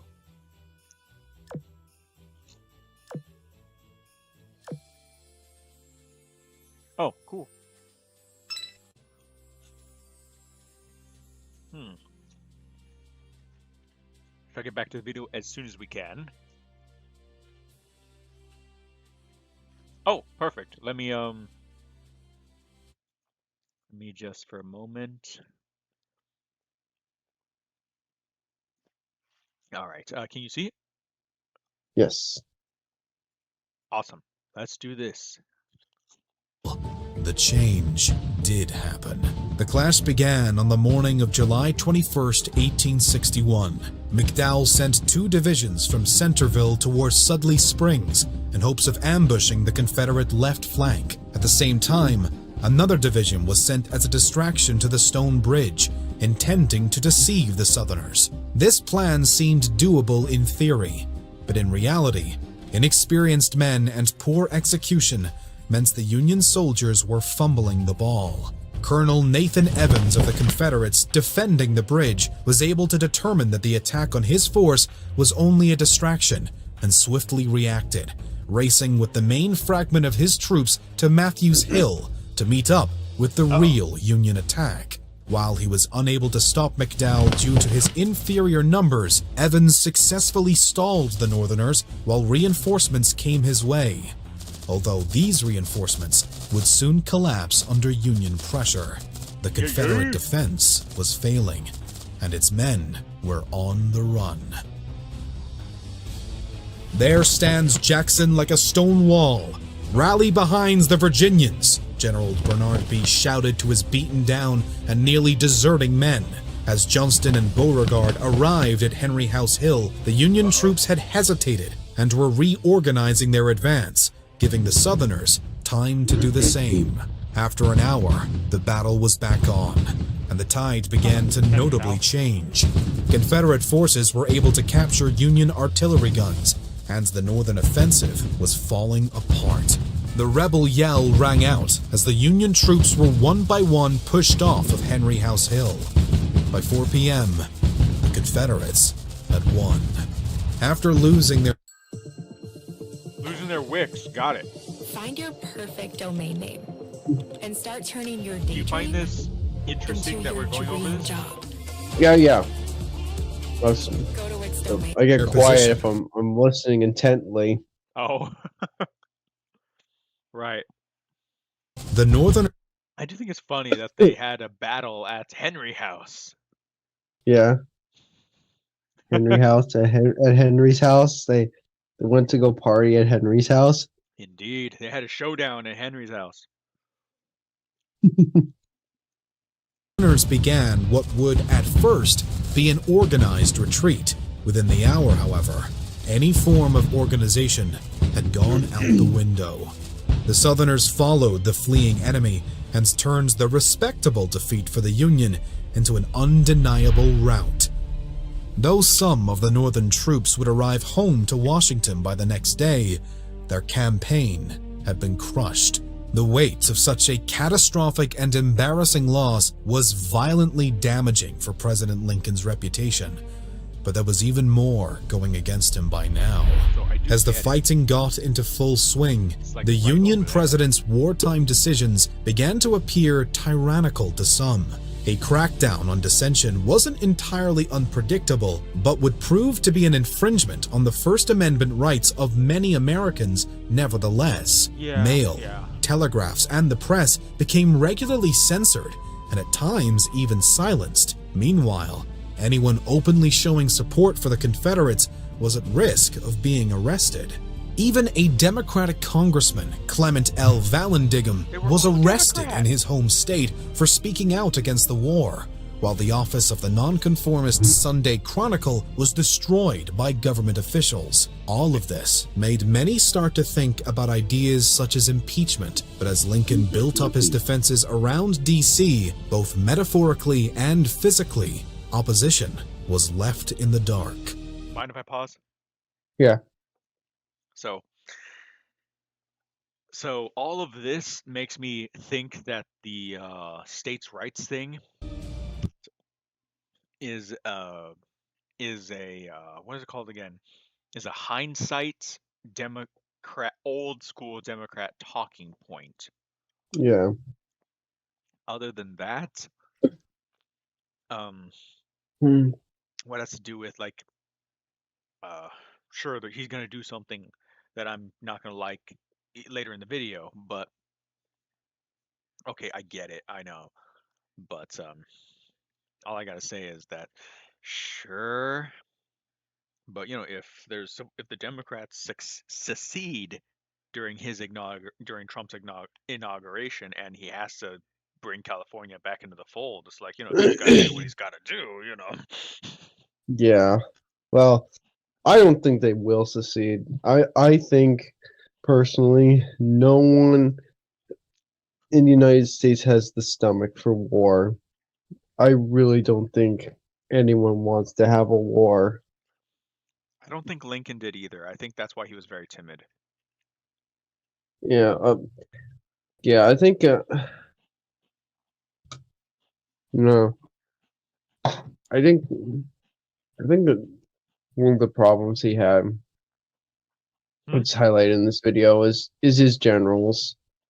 Mm-hmm. I know some people say, well, it was actually Lincoln he got in the way, but I do say some of these decisions these generals made were kind of dumb.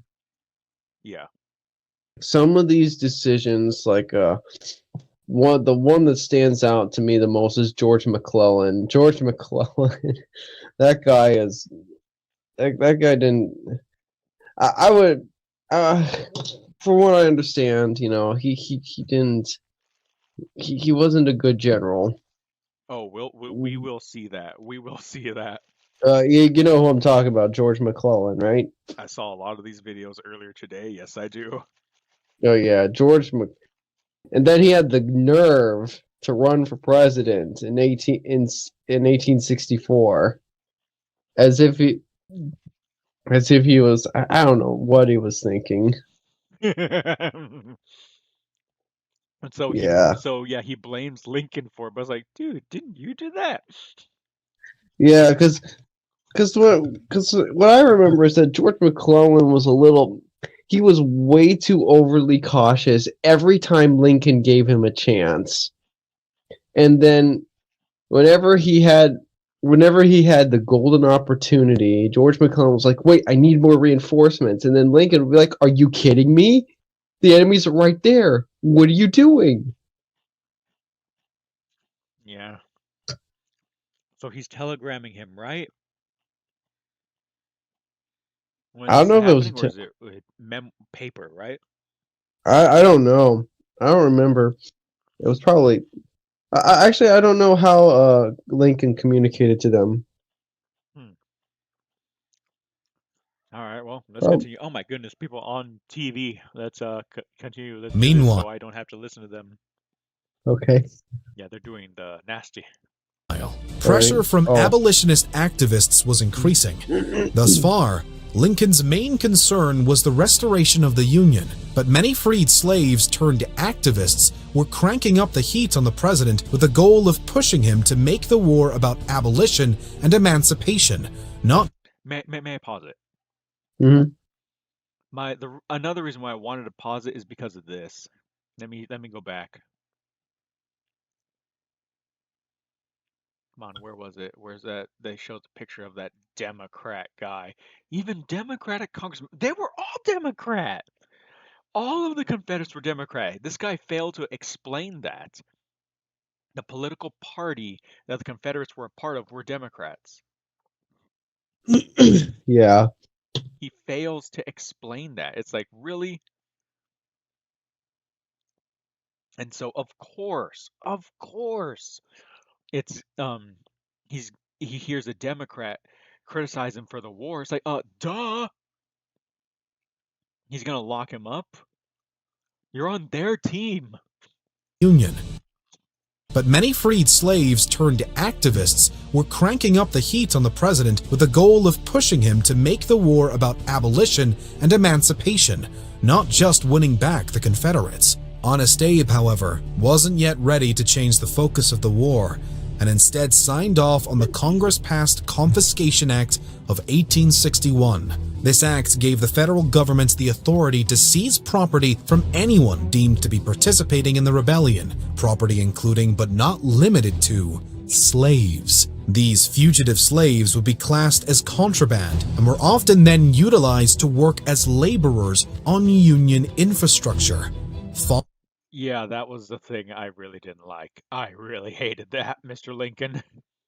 Yeah, well, it's like what you showed me last a couple years ago when Lincoln's initial goal for being the president was never to free the slaves. His initial goal was, I think, just to stop the spread. Yeah. So I think in some ways I think in some ways he didn't want to take it too far, but the Civil War pushed him over the edge. Yeah. But like I do say, he did get the ball rolling. He did. You know, whether he wanted to or not. Yeah. Other than that, sure, yeah, he did some bad things. Yeah, I am not a fan of this. I have a love-hate relationship with the guy. This is one of the things I hate. But all I can say, he's my favorite dictator. Why does he show him without the beard? Then did he come into office with no beard, or did he have a beard by the time he was elected? I think it was by the time he was elected, and then by the time the wars end, he had a big beard. So, yeah, 61, right? Yeah, he started serving in 61. Okay, so later in this year, we should start to see him with a beard, and by the time he dies, he should have a full-on beard. Yeah. All right. Far from making the war about emancipation. 4 days after Congress passed the first Confiscation Act, the battle was back on. Brigadier General Nathaniel Leon was about to come face to face with Brigadier General Ben McCulloch and Major General Sterling Price of the Confederacy in Springfield, Missouri, for what would be known as the Battle of Wilson's Creek. This would be the first major clash of the Civil War west of the Mississippi, and one of the fewer times that the Union forces were actually outnumbered. In an almost amusingly ironic twist, it turned out that both sides, as of August 9th, were planning to ambush one another, both of these plans specifically hinging on the element of surprise, with neither knowing what the other was intending. General Leon of the Union's tactic was to send 1,200 men under Colonel Franz Sigel wide around the Confederate right to the south, while the remaining force involved would swing north and hit the Southerners' left. The latter, however, actually had a similar plan, but a stroke of luck and rain caused General McCulloch to abandon his plans. This left the element of surprise fully in the hands of the Northerners. Okay, yeah, good. The marching of the Union broke the silence of Fresh, never frozen meals are ready in minutes. Factor has over 40 different dinner options. Like the morning calm on August 10th. Leon's plan, unlike McCulloch's, was still on, and it had begun now. The Confederate forces were utterly dumbfounded by the ambush. They had failed to anticipate a surprise offensive from the Union troops, and this allowed the latter's advance to play out at a swift pace. Leon and his men were able to advance all the way to what would soon be known as Bloody Hill, before being stalled by the Pulaski, Arkansas Battery's defense attack. While the Pulaski Battery kept the Northerners from advancing further, General Price and his men regrouped and headed for the hill, where a gruesome battle would subsequently break out for nearly 6 hours. The Union had begun the clash with a clear strategic advantage, but as the warfare on Bloody Hill carried on, the tide began to shift in favor of the Confederates. McCulloch was eventually pitted against Sigel at Sharp Farm, where the Northerners' thus far triumphant flanking maneuver was crushed by the counterattack from the Southerners so badly that Sigel and his troops abruptly retreated. Meanwhile, Leon's luck was fading even more drastically. Himself already weakened by wounds he'd obtained in the prior hours of ruthless battle, Leon was eventually struck down by the South, requiring a hasty transfer of command to Major Samuel Sturgis. The Northerners' new leader wasn't incompetent, but victory for him by now seemed impossible. With scarcely any ammunition left before the clocks even struck noon, the Union was in a full retreat back to Springfield. A few weeks after the Battle of Wilson's Creek, the Union would finally get a win, but this time by sea. The Confederates for some time now had been authorizing privateering along the Carolina coast, which predictably triggered a military response from the Union. This reaction, however, was poorly anticipated by the Southerners at two forts in particular, Fort Clark and Fort Hatteras. This resulted in both partially constructed forts falling into Union hands after a naval bombardment forced the troops manning Fort Clark to flee for Fort Hatteras, which itself would soon surrender. It was a much-needed victory for the North, but it was followed by an even worse defeat. The Confederates were about to take Lexington. General Price and his 15,000 men reached Lexington, Missouri on September 11th, 1861. Small-scale battle began the next day as the Union forces attempted to stop the Confederate advance, but Price was better prepared and surely determined. So It you wouldn't think take this long is for the Southerners to pin their Was that? opponent down in the... I'm sorry. Do you think that this scenario, you know what happens, right? Well, in this battle? Mm-hmm. Not yet. I'm not sure which one they're referring to yet. All right, well, let's watch it play out. Stop the Confederate advance, but Price was better prepared and surely determined. It wouldn't take long for the Southerners to pin their opponent down in the college housing the Union fortifications. Although the remaining Northerners couldn't be beat out or into surrender by the Confederates, a 2-hour artillery battle and delayed supplies caused Price to hold off continuing the offensive temporarily. It is unnecessary to kill off the boys here. Patience will give us what we want, he explained. Less than a week later, on September 18th, however, it seemed that Price was satisfied with the patience shown thus far. Despite strong Union artillery, the Confederates advanced at long last, bottling up the defenders once more. 1, 2, 3, 4. 9 hours of cannon fire ensued. Meanwhile, the Southerners were additionally in the process of capturing the nearby Anderson House, which was in use as a Union hospital for wounded soldiers. This stunning potential war crime, at least in the eyes of the Union, prompted the Northerners to storm and retake the house, but control would then fall back to the Confederates more permanently. 2 days later, the city as a whole fell into Southern hands. The following month would see yet another embarrassing defeat for the Union, as distrust of the president and his abilities were on the rise. After some poorly executed reconnaissance across the Potomac River over in Virginia, a decision was made to launch another Union attack, this time under the command of Abraham Lincoln's dear friend, Colonel Edward Baker. This foray would be an utter disaster due to horrendous planning and execution. Baker himself would be slain, and his men, all positioned precariously at the edge of Ball's Bluff, essentially cornered by the Confederates, either fled or killed too, or leapt to their deaths off the bluff. Many of those who did escape furthermore drowned trying to cross the icy river.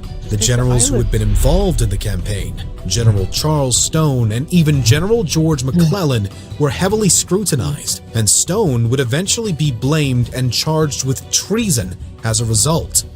McClellan, however, was distant enough from the disaster itself and would eventually be promoted to General-in-Chief of all Union armies despite deep mistrust between himself and the president. Distrust was building between D.C. and its overseas counterparts now as well. Particularly, the bonds between the Union and Great Britain seemed to be dwindling, and on November 8th, it would appear nearly non-existent. Britain thus far was acting a bit sympathetic to the South, largely because they missed the crucial cotton exports from the now Confederate States. As a result, communication between the two entities led President Jefferson Davis to dispatch 2 envoys over to the British mail ship the Trent to try and garner official support and recognition of the Confederacy. Unbeknownst to Washington, on November 8, 1861, the month after the envoys joined the British on their ship, U.S. Captain Wilkes intercepted the Trent. The captain then had his lieutenant board the ship to search it, at which point the Confederate envoys were detained and the Brits told that they could leave on their own. This triggered a hailstorm from Britain, which deems the acts of Captain Wilkes to have been both a violation of British neutrality as well as a blatant violation of the law. Eventually, under the demand of Great Britain and unwillingness to go to war with their former overlords, D.C. agreed to release the prisoners and toiled to resolve the situation diplomatically. While this would work for the time being, it was only the start of British influence on what the Union was willing to do to win the war. So, if I may, Yeah. do you think that the Union could fight both Check out the Canada newest strength equipment and at Planet Fitness. We're trying the new South? machines in the new year. Oh yeah, no question about it. So, you in? It was it was all about the leadership. It was all about the leadership, and by the time the war was coming to an end, Lincoln had found some pretty strong leaders to take over. He had Meade, he had Grant, and he had Sherman. So, but in the beginning, he had really weak leaders like McClellan, Burnside, and Stone? Johnston. What's Oh, that? Johnson. No, I would suggest Stone. Oh yeah, probably him too. And also another leader that came out of this war was Custer. So We do hear about him in the next one. Yes, we do. yeah, you go Custer. Yeah, Custer, Grant, Meade, and Sherman. All of them tough as nails. So it, that was, I think, if the United States had gone to war with Canada at the same time as the Confederates, if they had picked the right leaders, it wouldn't have been a challenge. The problem is that in the beginning, they had leaders that were either way too weak or extremely incompetent. And I guess, yes, it also didn't help that Lincoln was trying to backseat drive things. But really, this really does come down to military leadership. If I may. Hmm. Like, yes, I do agree with that. Sorry, yes, I do agree with that. He was trying to take a back seat, but it does ultimately come down to military leadership. The whole thing is that, yes, he was getting involved too much. I remember the History Channel and other documentaries were talking about, they're talking about it as if it's like a good thing. Lincoln was getting involved a lot and that he's sending out personal, telegrams from his own war room, what each general should do and where they're going, and they're framing it like it's a good thing and this was no bad repercussions really happened from it. And I'm like, didn't he struggle at first? So they're not framing it the best way. But here's something. Uh,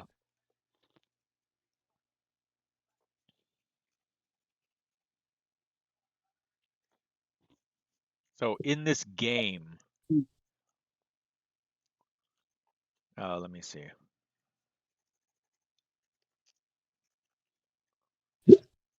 Um,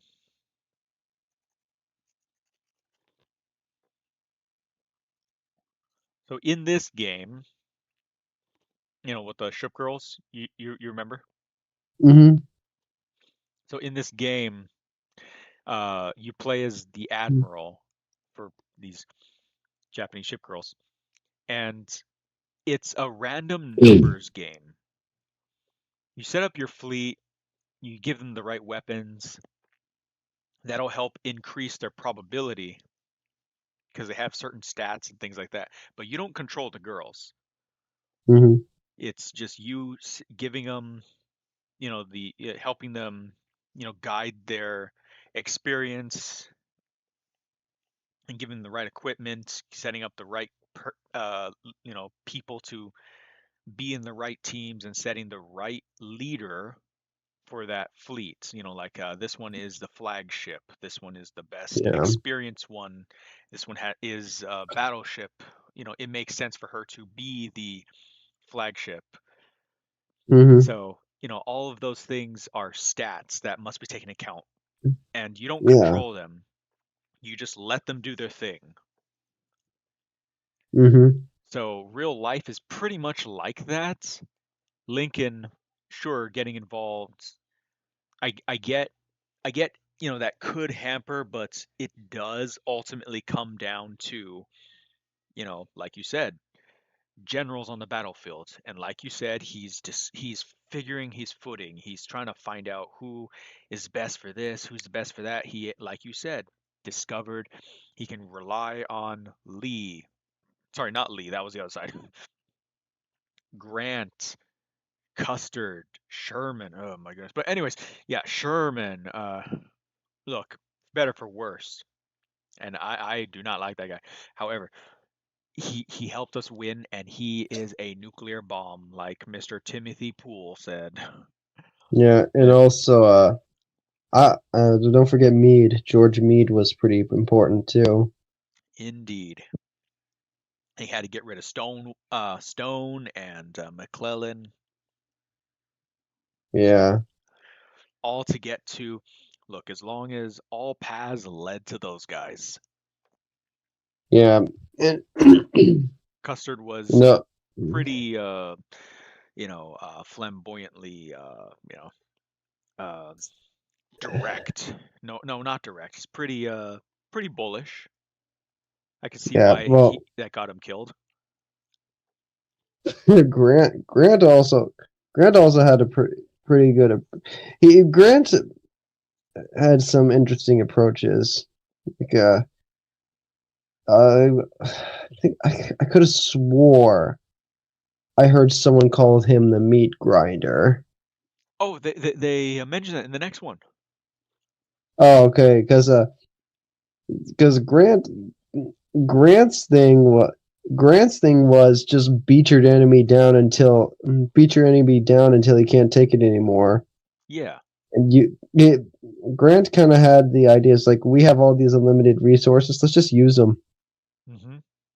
It Oh yeah. Like Grant the mass Grant's draft. Grant's whole thing was war of attrition. Yeah. So, you know, for the people who were pretty much, but even then, that's deceiving because I remember there was a stat that, or there was some statistics that came out saying that General Lee actually sacrificed more men than Grant did. He did. Yeah, so That was I you forgot know, what it is. Yeah, hello? yeah, go ahead. In Battle of Gettysburg, which we will go over if God willing we get to it. But Hmm. in that battle, he would because they were he would have mass men charge, he'd have his men charge, like full mass, and it's like, okay, all right, dude, but you're going up against people who have better weapons than you do.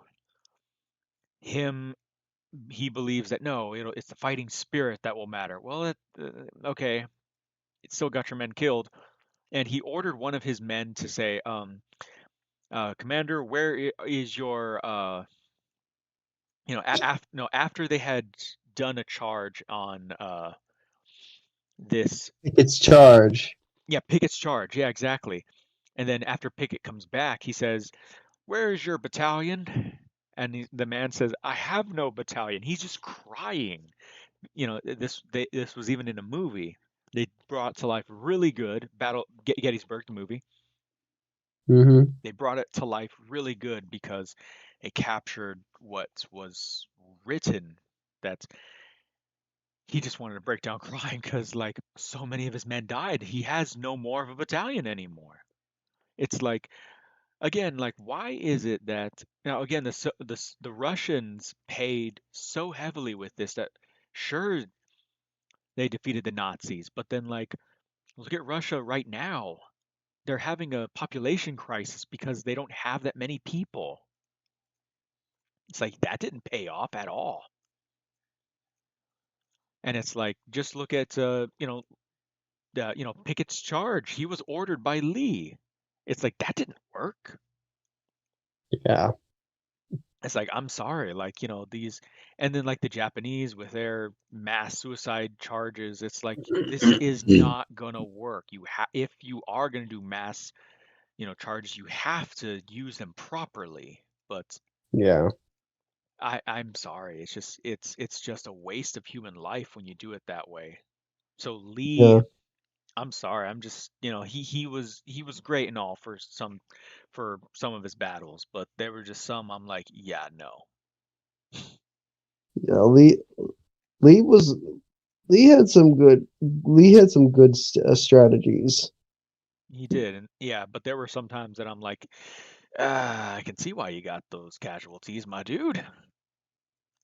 Yeah. There were some mess ups he had, and then right when he loses Stonewall Jackson, that's pretty much the end of that's pretty much the end of it. Yeah. Because I think basically the instrument of Lee's plans was Stonewall Jackson. Oh yeah. I'm just like, yeah, yeah, I do agree. It's just saddening. Like all those men just gone. All Yeah, right. it's Let's see. um Do you want to go to the next one or? I might have to be getting ready for bed soon for the that New Year's thing tomorrow. But Sure. we can continue this. I think when is it? Let me see. Let me think here. When's a good day to do this? Um, maybe on Wednesday night. Sure, that'd be great. Yeah, because I don't think I don't think I have anything for Wednesday on New. That'll be New Year's Day. Yeah, Are you? Or is that okay with you?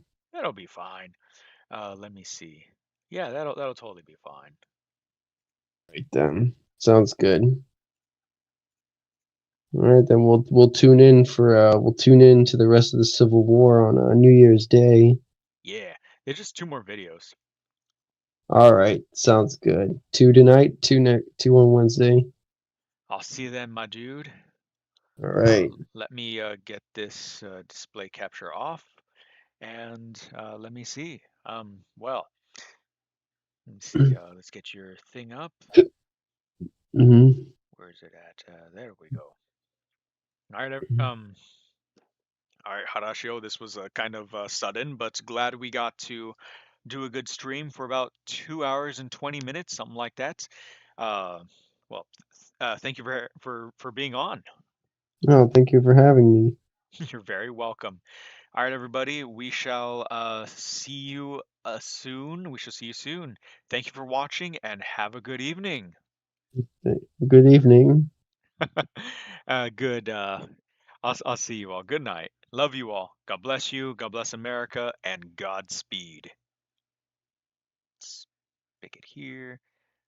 And then let's also do bam. Wait, hold on. Let's see. Ah,